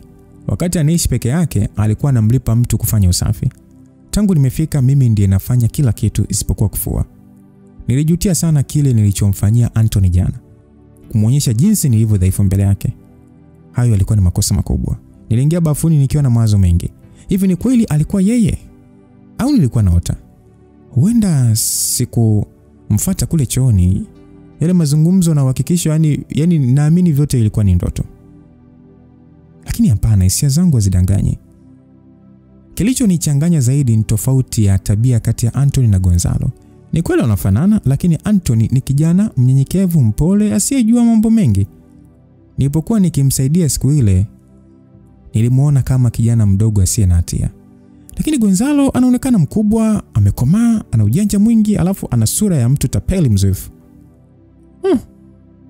Nikasema una mimi nilitapeliwa usiku ule. Haiwezekani bwana. Ina maana Anthony alitumia udhaifu wangu akajifanya mpole hadi nikadhani ni mtu mzuri. Basi nijikuta namchukia tu. Nitamani kumuona tena ili nimshushie hasira na lawama zangu zote. Bahati mbaya sikuwa hata na namba zake.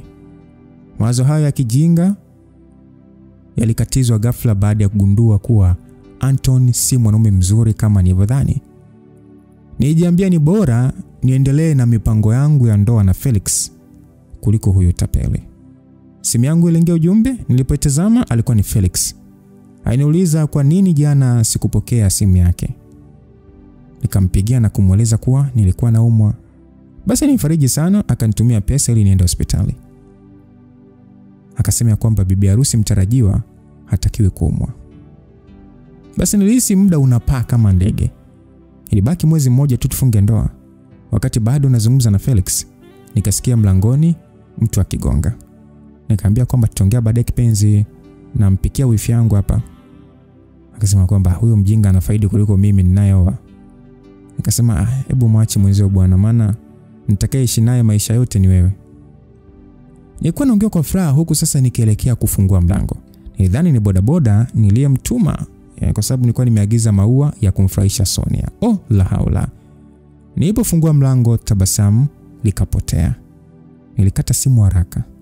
Kisha nikamuuliza aliyekuwa mbele yangu kwamba umefuata nini hapa?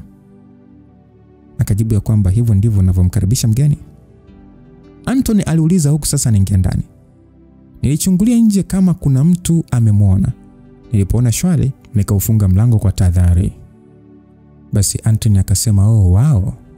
Pananukia vizuri, sikufikiria kama unajua kupika.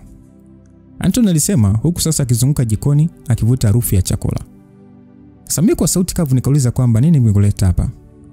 Akasema jana tukupata muda mzuri, nimekuja sasa nikukumbatie. Nikasema unaongea nini wewe? Akasema usiniambie umesahau ulichosema jana. Akasema zilikuwa ni pombe tu, kila nilichokisema kilikuwa ni upuzi. Naomba ondoke kabla mtu hajakuona hapa. Akasema sikiliza Nifa, una haja ya kuniigizia wakati najua ulisema kweli. Ina maana ni vigumu kiasi hicho kukubali hisia zako?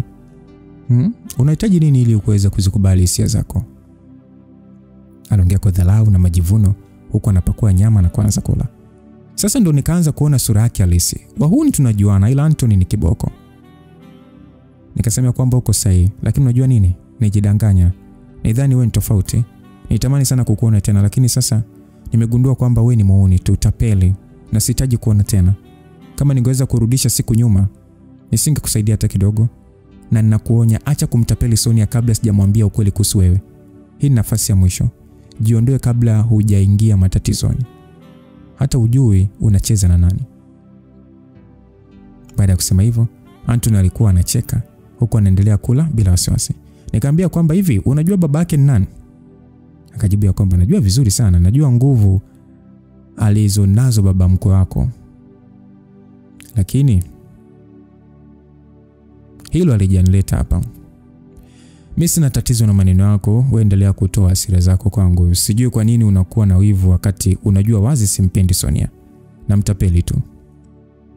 Anthony alisema bila wasiwasi, akitafuna tena nyama. Nikasema Mungu wangu, naomba ujasiri kwani huyu kijana anazidi kunivuruga akili. Nilishusha pumzi ndefu, nikasema kwamba unaongea upuuzi mtupu, naomba utoke. Lakini badala ya kutoka alinisogelea, Akaufunga mlango kisha akanivuta karibu na kunibusu mdomoni. Tena bila ruhusa. Nilishtuka, nikamtoa kwa nguvu kisha nikampiga kofi la uso. Nikasema kwamba wewe usijaribu tena. Mimi ni mchumba wa mtu. Sijawahi kukupenda wala sitakuja kukupenda. Jambazi mkubwa wewe. Nilimwambia kwa sauti kali ya maumivu. Alinitazama, sura yake ilikuwa imebadilika. Akaonekana ni mwenye huzuni. Akasema kwamba nitazame na uniambie kuwa ulichosema ni kweli. Na kama kweli huna hisia na mimi, basi sitakusumbua tena. Alisema kwa unyonge, akinisogelea karibu zaidi. Nilimeza mate, nikamtazama kwa ujasiri na kuongea kwamba ni kweli nilidhani wewe si mhalifu, nilikuamini. Lakini sasa naelewa kwamba ulikuwa kazini. Hata hivyo nakaribia kuolewa na sitaki kukuona tena kwenye maisha yangu. Niliongea kwa uchungu, machozi yakiwa tayari kunilenga. Anton alinyoosha mkono kama anataka kunigusa, lakini akasita. Alifungua mlango, akatoka kimya kimya. Nilifunga mlango, nikakaa chini, nikalia kwa uchungu sana. Moyo wangu uliumia mno. Sikuwahi kuumia namna ile kwa sababu ya mwanaume. Baada ya muda kupita, nilinyanyuka kutoka pale chini. Nikaingia bafuni kuoga.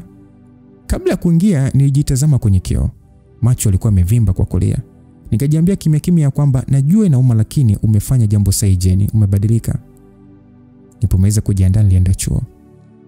Nikiwa chuo, Sonia alinitumia ujumbe mzuri sana, akisema kuwa amenisamehe na kuniambia mimi ni wifi mzuri. Alinikosha zaidi alipojipiga picha wakati anakula, huku pembeni kuna maua niliyomwachia mezani. Alafu akaposti mtandaoni akinisifia kwamba kakake ana bahati. Kama angekuwa mwanaume basi angeniiba. Akaweka na emoji ya kucheka na makopa kopa. Ujumbe wake ulifanya siku yangu kuwa nzuri sana, maana nilijua ujumbe utamfikia mama mkwe anayejifanya kunichukia. Asa jioni niliporudi nilimkuta Sonia akiwa mnyonge sana. Sikutarajia hali ile. Nikauliza tatizo nini wifi yangu? Akasema kwamba Gonzalo aliniita kwake na kunirudishia ile pesa. Amesema kwamba amegundua kuwa kampuni haina vibali na kuna mtu karipoti kuwa ni matapeli. Nikasema ya kwamba huyo ni habari njema Sonia, hujapoteza. Sasa kinachokuhuzunisha hapa ni nini? Sonia akasema baada ya Gonzalo kunirudishia pesa, amekuwa tofauti, yani hapokei simu zangu, hajibu message, hajui kama hata ananitesa. Nikasema labda atakuwa busy tu, usijali atakutafuta. Akasema kwa nini sasa? Ila mimi nahisi kama biashara ingefanyika tungeendelea kuwa sawa. Akasema natamani kuambia ukweli ila sitaki uteseke. Sonia akasema niambie tu. Nikasema hivi huoni kama huyo mtu akupende? Yaani alikuwa na wewe kwa ajili ya hiyo biashara. Hebu jipe nafasi, acha kumfikiria sana. Sonia akasema yaani wewe hicho ndicho ambacho uelewe. Mimi nampenda, niko tayari kufanya chochote ili niwe naye. Hata kama angenitapeli, ningemuomba mimi msamaha ili tuendelee. Nikawaza kwamba hakika Sonia alikuwa kama kawekewa uchawi tu. Kupenda gani huko? Basi siku zilienda na zikabaki wiki 2 ifike siku ya ndoa yangu na Felix. Anton alitimiza alichosema, hakuwahi kunitafuta wala kujionyesha. Ilikuwa kama amepotea kabisa. Nijifanya sijali lakini moyoni nilimkumbuka sana. Hata uhusiano wake na Sonia ulikuwa haueleweki. Kila siku Sonia alikuwa analalamika kuwa Anton kabadilika. Anton mwenyewe ni kama alijizuia kumwambia ukweli kuwa hamtaki kwa kuhofia vitisho vya Sonia aliyemwambia akimwacha atajiua. Sasa nirudi nyumbani kwa ajili ya maandalizi ya ndoa. Kila kitu kilikuwa kinaenda vizuri. Nilienda kuangalia gauni langu la harusi. Mimi na Felix tulikutana mara kwa mara. Tukahudhuria semina za ndoa pamoja. Tukaenda kununua pete na mahitaji mengine. Tulitembelea nyumba ambayo tutaishi baada ya ndoa. Zilikuwa siku za furaha sana. Tuliandikisha ndoa yetu. Tulikutana na wapenzi wengine wanaotarajia kufunga ndoa. Ukweli ni kwamba baadhi ya wanawake walinifanya nijihisi kama nalazimisha furaha, maana walikuwa na shauku ya kweli ambayo mimi sikuwa nayo. Siku 3 kabla ya harusi, Sonia alinipigia simu akiwa analia. Haitaka kufanya maamuzi ya hatari kwa sababu ya Gonzalo, yani Anthony. Alimwambia kuwa hamtaki tena. Nijitahidi sana kumtuliza lakini nikaona ni kama haitoshi. Nikamwambia kaka yake. Felix aliogopa sana. Akatoka haraka, nikamwambia twende wote. Basi akaendesha gari kwa kasi. Safari haikuwa ndefu, tulifika ndani ya saa 2. Tulimkuta Sonia tayari ameandaa hadi sumu ya wadudu ili anywe. Tujitahidi kumtuliza, alisema bora afe kuliko kuishi bila huyo mwanaume. Felix mwenyewe alikasirika. Alitaka kujua alipo Gonzalo ili akamshughulikie. Nikamtuliza. Hata Sonia mwenyewe licha ya maumivu yake hakutaka kumueleza mahali alipo Gonzalo. Baadaye Felix alipotoka nje na kwenda kushughulikia mambo yake, kwa siri Sonia akanipa karatasi. Ilikuwa na ujumbe aliotaka nimpelekee Anthony. Niliposoma nilishtuka, nikamwangalia Sonia nikamuuliza kwamba hivi, una hakika na hili? Akasema ndio. Alijibu bila kusita. Ninyanyuka kinyonge nikiwaza ujumbe ule. Nina uhakika Anthony hawezi kukataa ombi la Sonia. Ilikuwa bahati kubwa sana. Sikuwa na namna, nikatoka. Usiku ulikuwa umeingia. Nilifuata maelekezo nikaenda kwenye apartment zingine mtaa wa jirani. Hapakuwa mbali na pale. Nilishusha pumzi nikagonga mlango, niliruhusiwa kuingia. Nilimkuta Anthony akiwa na mwanamke mwingine, tena kwenye pozi tata. Nilihisi hasira. Basi Anthony alimwambia mwanamke kwamba nenda, nikikuhitaji nitakupigia. Basi na mimi kwa hasira nimwambia kwamba mtoka haraka bwana, kwani hujasikia? Yule dada kwa dharau kanjibu, wewe dem vipi? Basi nimvuta wigi, nikatoka. Tukawa karibu kupigana pale. Anthony alituzuia, akamtoa nje kisha akanirudisha ndani. Nilimlalamikia kwa hasira, yani utadhani mimi ni mpenzi wake yani. Nikasema ni mambo gani haya? Akaniuliza kwamba we, tulikubaliana sitakutafuta. Sasa kwa nini wewe upo hapa?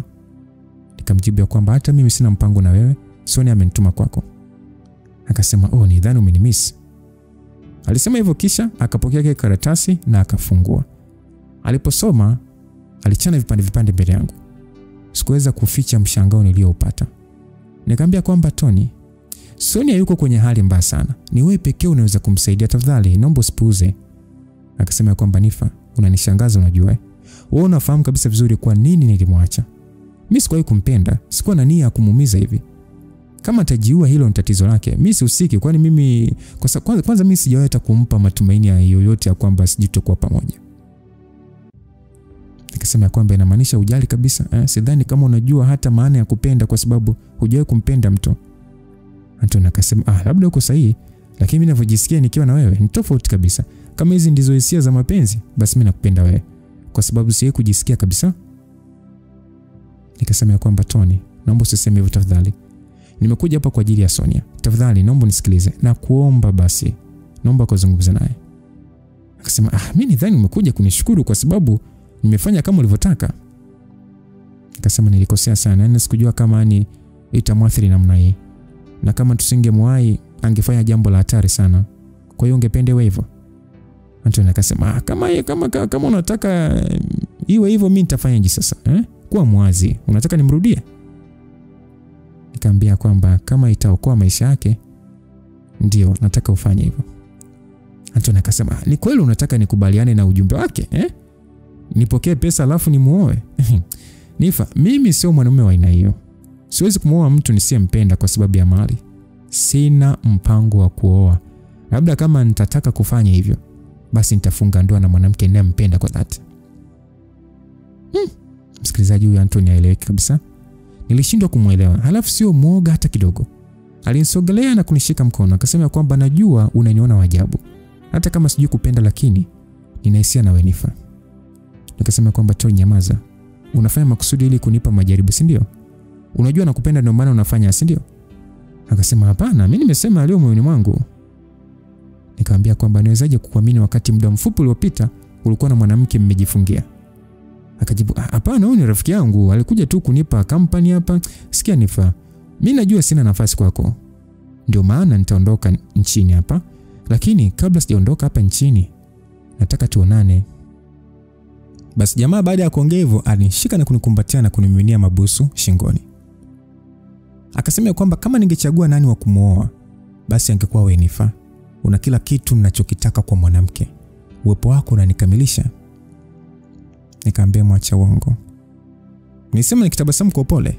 Akasema mimi sikudanganyi, una nafasi yako moyoni mwangu. Baada ya mama yangu ni wewe pekee ninayehisi anaweza kunielewa. Mimi nitakuja kukuaga mrembo. Nikasema haiwezekani. Alafu nimekuja na Felix. Akasema mchumba wako? Nikasema ndio. Akasema jamaa, sana bahati sana. Nikasema Anthony, mimi siwezi kuamini, wewe ni tapeli. Nilisema hivyo kwa tabasamu. Akasema mimi naumia kusikia hivyo. Mimi nimeweza kuwa tapeli lakini mimi siwezi kuzongopea hisia zangu. Ndio maana siwezi kumwoa Sonia. Nikasema haya, niseme nini sasa? Akasema usiseme chochote, mimi najua jibu lako bwana. Nilimwambia kwamba vipi unaweza kunikumbatia? Nilimwambia nikihitaji kumwaga. Hilo halikuwa tatizo kwake, hakusita. Alinisogelea, akanikumbatia kwa nguvu. Moyo wangu na wake ulidunda kwa kasi ajabu. Hisia zilitanda. Nilihisi kama anataka kuwa wake. Aliniambia kwamba Nifa, inatosha, unapaswa kuondoka sasa. Sikutamani kumwacha. Nilihisi kama bila yeye basi ningeteseka sana. Nilitamani kumwambia ni kiasi gani nampenda, lakini nilipofikiria kwamba mimi ni mchumba mtu, nilishindwa. Nilihisi kitu kimenikaba kwenye koo. Nilihisi uchungu. Moyo uliniuma na machozi yalinitoka. Anton alinitazama kwa huruma. Akanifuta machozi. Nilimkamata mkono wake ili asiutoe kwenye shavu langu. Sikuwa peke yangu niliyekuwa na hisia. Tulitazamana kwa mapenzi mazito na tukaishia kupigana mabusu. Kila mtu alionyesha namna anavyomhitaji mwenzie. Kwa muda nilisahau kama kuna Felix. Tuliponogewa, Anton alinibeba mpaka kitandani. Akanivua blouse pole pole huku akinichombeza kwa maneno matamu. Ghafla simu yangu ilianza kuita. Ni kama irudisha ufahamu wangu. Nikakurupuka. Nikasema hapana Tony, siwezi kufanya hivyo. Anton hakunizuia. Alinitazama kwa mshangao. Nikavaa blouse yangu haraka, nikachukua simu yangu. Anton alitembea hadi mlangoni. Alisimama pale akiniangalia kwa maumivu. Ni kama hakutaka niondoke. Nilimtazama kisha nikatikisa kichwa na kumpa ishara ya hapana. Kwa unyonge alipisha mlangoni, akanifungulia. Kitendo kile sasa kiliuchoma moyo wangu. Nilipotoka alifunga mlango kwa hasira. Nilihisi uchungu mwingi. Nilitamani kurudi ndani lakini sikuweza. Nilijikuta nikipapasa mlango kwa maumivu, nikikosa majibu. Kijana mmoja alitokea kwenye chumba cha jirani na kupita karibu yangu. Sikutaka ajue ninachopitia, hivyo nikafuta machozi haraka. Nikavuta pumzi ndefu na kujiweka sawa. Kisha nikaanza kupiga hatua kurudi kwa Sonia. Nilipofika sikuingia ndani moja kwa moja. Nilikaa nje nikiwa ni mwenye mawazo mengi. Nilitazama juu, nikaziangalia nyota zilivyopendeza angani. Nikajaribu kuziba mawazo ya Anton yaliyokuwa yakinivuruga. Ghafla nilishtuka baada ya kushikwa bega. Nidhani ni Anton, lakini nilipotazama kumbe alikuwa ni Felix. Felix akasema ya kwamba umechelewa sana, hadi Sonia amelala. Vipi umempata? Felix aliuliza huku akiketi kando yangu. Nikasema kwamba hapana, siwezi kumpata tena. Nijikuta nikijibu kwa uchungu, nikifuta machozi polepole. Felix akasema kwamba unamaanisha nini unaposema huwezi kumpata tena? Alivuliza hivyo. Nilishtuka, nikababaika nikasema hivi kumbe nimesema hivyo? Akasema ndio umesema, yani unamaanisha nini? Nikasema namaanisha kwamba yule kijana Gonzalo sijamkuta kwake. Akasema kwa hiyo kama hujamkuta umejuaje kwamba hatarudi? Nikamwambia jirani yake kaniambia kwamba amehama kabisa, hayupo tena kwenye mji huu. Niliona uso wa Felix ukibadilika. Ulikunjamana kwa hasira. Akakunja ngumi kwa maumivu. Nikamshika mkono kumtuliza. Nikasema usipanic mpenzi. Tutatafuta namna nzuri ya kumwambia Sonia. Akasema hana namna zaidi ya kukubali kwamba ameachwa. Na kesho nampeleka nyumbani, hawezi kubaki hapa. Basi kwa uchungu nikasema maskini, inauma sana kutengana na mtu unayempenda. Felix akasema sikujua kama unamjali Sonia kiasi hiki. Unahitaji kutulia. Wewe ndiye wa kumfariji. Basi Felix alinivuta kwa pole, akanikumbatia, alinituliza pale. Hakujua kuwa machozi yangu hayakuwa kwa ajili ya Sonia pekee bali nilikuwa namlilia mwanamume mwingine. Hainaonyesha upendo mwingi kiasi cha kuniingiza kwenye hali ya hatia. Nikamwambia kwa sauti ya upole ya kwamba asante Felix. Akasema kwa nini nishukuru? Akasema kwa sababu unajiona mwenye bahati kupendwa na wewe. Basi Felix alitabasamu, nikamtazama na kuongeza ya kwamba unaweza kunibusu. Felix akasema hata zaidi ya busu, sema chochote mchumba wangu. Alijibu kwa hisia kali. Alikuwa tayari anawaza mapenzi ya kimwili. Yaani Felix wangu, hilo ndilo jambo pekee analojua. Nimejitahidi sana kumfundisha romantic touch, lakini bado ni ngumu kwake kuelewa. Kama hapo nitamani anishike taratibu, anibusu, aniongoze hadi niwe tayari, lakini yeye hana subira. Alinyanyuka, akanishika mkono na kuelekea kwenye gari. Tulipoingia tu, aliniambia nivue nguo wakati yeye analaza viti. Mpaka namaliza kuvua, tayari hisia zilikuwa zimeisha. Lakini kwa kuwa nami nilikuwa na hamu, nilimpa ushirikiano. Lengo lilikuwa ni kuondoa mawazo ya Anthony. Alipomaliza akavaa. Ukweli sikuridhika kabisa, lakini sikuweza kumwambia. Sikutaka aone kama namchukulia poa. Kama ni show, alijitahidi kweli, ila hisia zangu zilikuwa mbali kabisa. Tuliingia ndani, nikaelekea bafuni kuoga, na Felix yeye alilala kwenye sofa sebleni. Sasa mimi nilala kitandani na Sonia.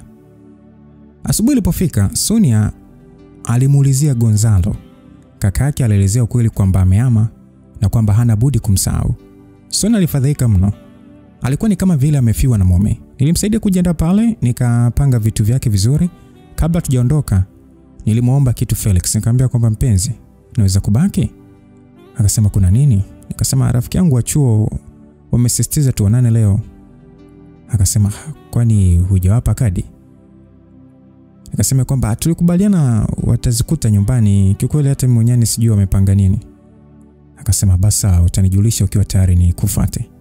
Akasema hapana mpenzi, usijisumbue, mimi nitakuja tu kwa basi. Akasema haiwezekani, mke wangu mtarajiwa hatakiwi kuteseka bana. Na nikija tutapata muda wa kuwa wenyewe kabla ya hekaheka za harusi kwanza. Nikasema wazo zuri, nikimalizana nao basi nitakujulisha. Basi Felix na Sonia waliniacha na kuondoka. Nirudi ndani, nikachagua gauni zuri la kwenda kumwaga Anthony kabla hajaondoka. Nilipata gauni moja la kuvutia. Nikaliweka kitandani kisha nikaingia bafuni. Nilipotoka nilivaa huku sasa najitazama kwenye kioo. Nikakumbuka siku ile Felix aliponiletea gauni hilo, alinisifia nilipovaa. Ghafla nikajisikia vibaya. Nilihisi kama nasaliti. Nikalivua haraka nikavaa lingine. Kabla sijatoka nyumbani, rafiki yangu wa chuo alinipigia. Tukaongea pale, tukakubaliana tuonane. Ilibidi nigairi kwenda kwa Anthony. Pengine Mungu aliniokoa na janga. Nilienda kukutana na marafiki zangu, tukapiga soga pale, tukacheka, wakanieleza namna walivyojipanga kuingia ukumbini. Tulikaa hadi saa 7 mchana. Nikaagana nao baada ya kuona simu yangu imezima. Nilihitaji kuchaji ili nimwambie Felix anijie. Mawazo ya kwenda kwa Anthony nikasahau. Nikaanza kuwaza tu kuhusu siku yangu ya send off na jinsi nitakavyopendeza. Nilipanda bodaboda kurudi nyumbani ili nijiandae kwenda nyumbani kwa wazazi. Nilipofika nikaingia getini kimya kimya kama kawaida, yani pale wanaishi watu wa hadhi ya juu, hivyo kila mtu huwa ametingwa na mambo yake. Nilitoa funguo kufungua mlango. Cha kushangaza hapakuwa pamefungwa. Nilipuuzia tu, nikadhani labda nilisahau kufunga. Nilipoingia ndani nilishangaa zaidi, kulikuwa na maua mazuri mezani. Nilitabasamu bila kujua sababu. Kisha nikamwona Anthony amesimama akiegemea ukuta, ameshikilia chupa ya wine. Siku ile sitakaa nisahau. Yaani ile siku ilibadilisha kabisa maisha yangu.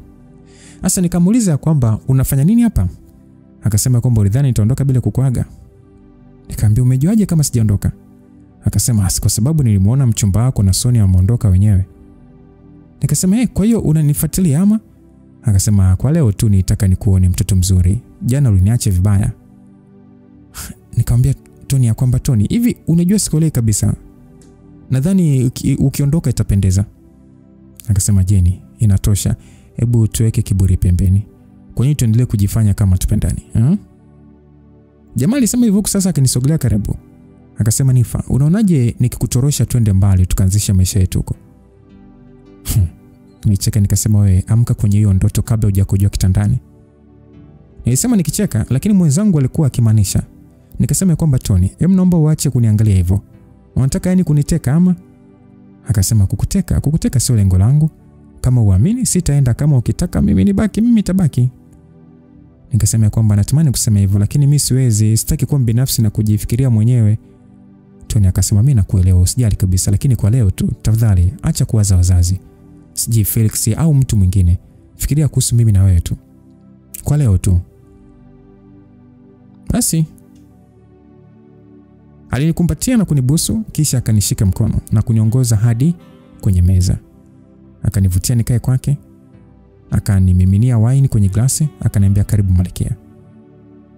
Akaleta kiti chake karibu nami na kukaa pembeni, huku akinitazama tu kwa mapenzi. Basi akaniuliza kwamba ungependa nikufanyie nini kabla sijaondoka? Nikasema ni bora uache kutabasamu hivyo. Nilimwambia kwa kujifanya mkali, lakini hilo lilimfanya tabasamu zaidi. Akasema kwamba vipi naweza kuangalia movie ukiwa umenikumbatia? Nikajibu hilo limekwisha. Basi tuliweka movie, tukakaa kwenye sofa, alinikumbatia na kunilisha bisi pale. Ilikuwa ni muda mzuri wa maisha yetu. Haikuchukua muda mrefu tulijikuta tuko utupu kitandani. Tulikata ile kiu ya muda mrefu. Hiyo ilikuwa ndio mara yangu ya kwanza kufurahia tendo. Nilijihisi kama yani niko peponi hivi. Anthony hakuwa na pupa, alijua anachokifanya. Sikutakiwa kumwelekeza ni wapi napenda kuguswa. Alijua ni kama vile alinifahamu kwa undani. Siku zote nilikuwa nikijitahidi kumfurahisha mwanaume hadi najisahau, lakini siku hiyo ni kama nilijihisi furaha ya kweli. Na ndani ya moyo wangu nijisikia raha fulani hivi ambayo sijatensemeje. Anthony alinifikisha sehemu ambayo sikuwahi kufika. Nilimuita kwa majina yote ya mapenzi na kumweleza jinsi ninavyompenda. Ilifika kipindi nilijikuta nikimwambia kwamba tutoroke. Ingawa hakuchukulia kwa uzito, alielewa nilikuwa nimechanganyikiwa kwa mapenzi. Baada ya safari ya 3 tulichoka na kulala. Nilisahau kabisa kama na mchumba, hata simu sikuweka chaji. Msikilizaji, ndio maisha alivyo. Tumeona kuna watu wengine wanachukia kabisa mapenzi. Tazama, Jenny amebakiza siku chache, huenda hata ni masaa ama siku chache. Yeye ameenda kumwaga kwanza mtu ambaye anaamini anampenda. Kasaliti ndoa siku chache kabla ya ndoa. Sasa kwa hiki kilichotokea, na yeye anasema ameenjoy sana tendo na anakwenda kuolewa na mwanaume ambaye sasa ni kwa ufupi ni kwamba anaamini kwamba yeye haenjoy kihisia zaidi. Hii ndoa itafanyika? Itakuwepo? Hatujui. Sehemu ya 3 tutafahamu kama ndoa ipo au haipo, na kama ipo itakuwaje. Na tukumbuke pia dada yake Jenny alisema kabisa kwamba adhani kama ndoa itanawezeka ikafanyika kwa sababu anamfahamu mdogo wake. Na Jenny alichokifanya akachukua mwanaume wa wifi yake. Just imagine, alitoka kuchukua mwanaume wa dada yake na ndio aliye naye. Sasa hivi kavutiwa na mwanaume wa wifi yake. Japo mazingira ya wao waliokutana huyu mwanaume wa wifi yake ni ngumu sana kufahamu kama alikuwa anafahamiana na wifi yake, lakini baadaye alikuja kujua na bado anajizima data. Sasa anajiweka katika mazingira gani? Ndoa itakuwepo ama haipo? Hiki alichokifanya, matokeo yake ni yapi? Tukutane sehemu ya 3. God be with you till meet again. Bye bye.